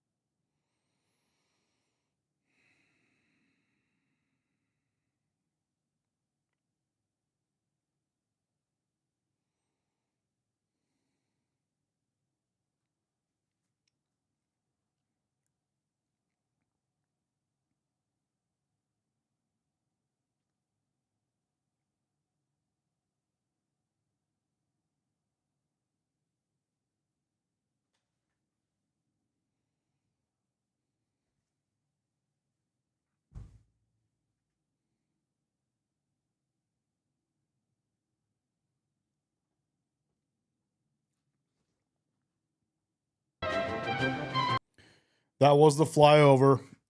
And that was a minute of silence, buddy. That is unfortunate, dude. That is so horrible.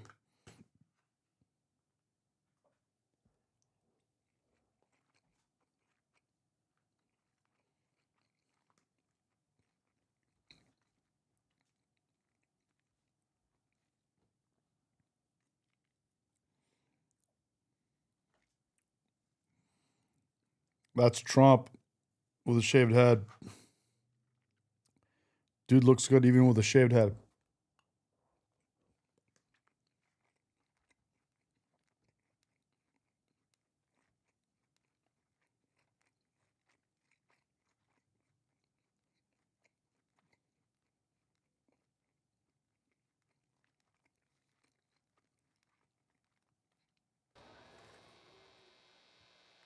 Ladies and gentlemen, as we pause to reflect on the blessings of liberty and faith that has guided our nation throughout its history, to deliver tonight's spiritual invocation, please welcome Pastor Jettison Franklin.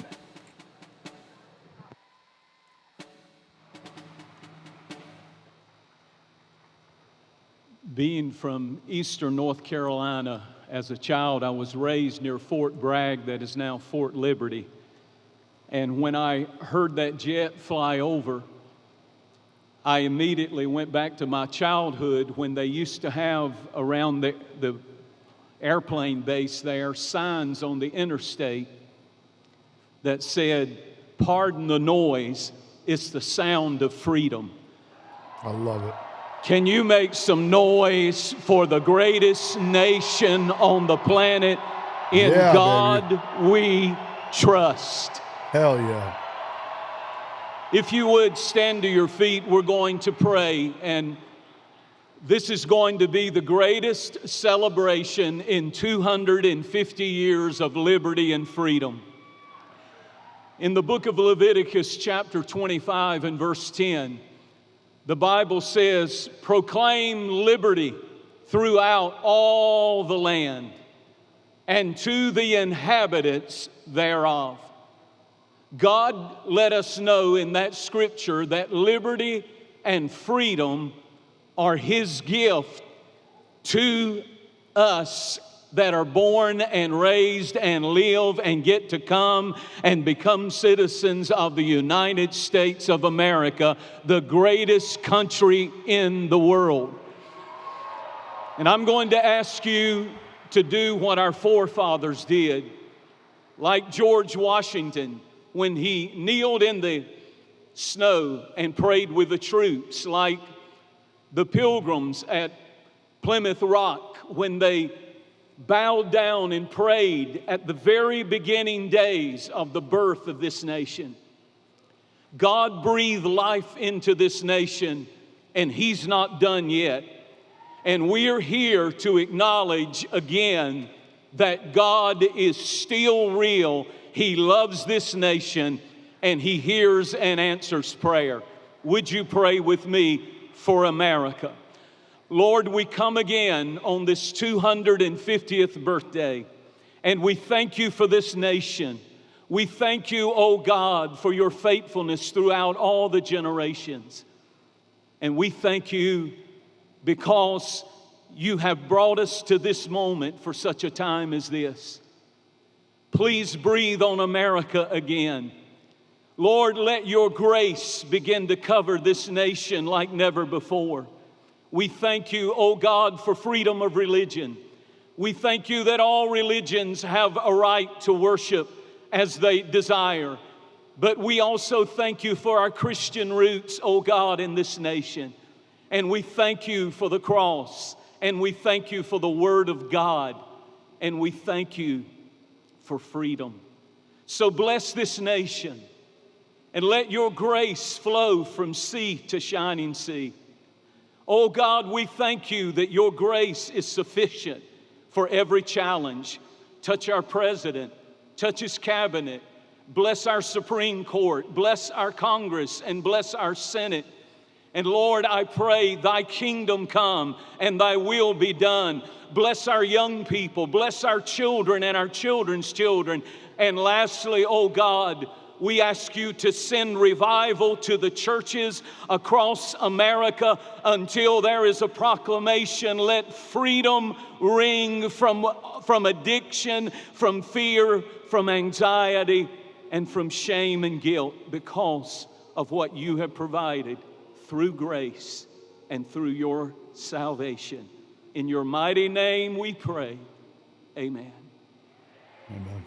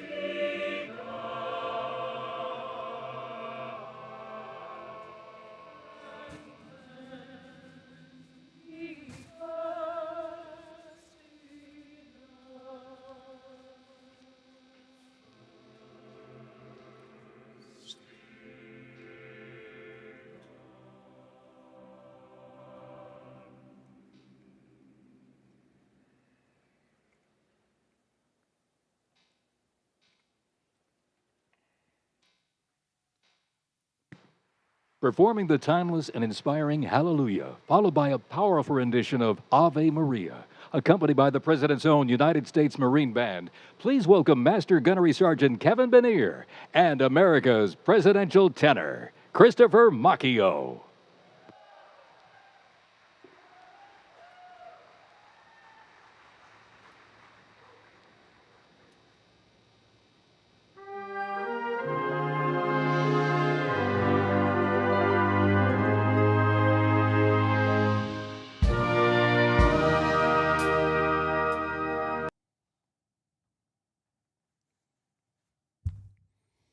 I think they're going to be playing music and doing some things for quite a while, of which obviously I can't play the music, but we're trying to wait for Trump to come talk live, and I think it's going to be a minute.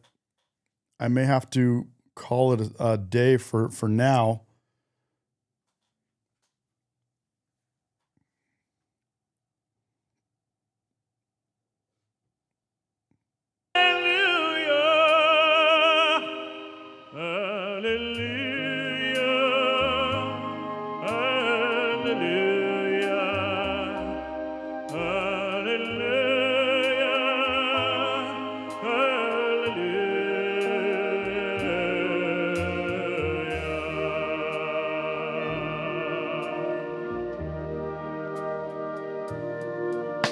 Your faith was strong, you needed proof. Guys, I think I'm going to have to call it, unfortunately. But Trump will be live. You guys can catch it on the White House channel if you want to look it up. But I'm going to let you guys go. I have to get going, unfortunately. And I will catch you guys on the next stream. Thank you for coming, guys. Good to see everyone that came in today. Thank you, everyone, for that just subscribed today. Glad to have you. Glad to have you join. If you haven't subscribed, feel free to do that now, and I'll catch you guys on the next one. Love you guys. God bless America. Dude, we live in the greatest country in the world. We represent America, you and I. We represent America. And that's why I rep America, baby. Thank you, guys. Good to see you. See you soon. Bye.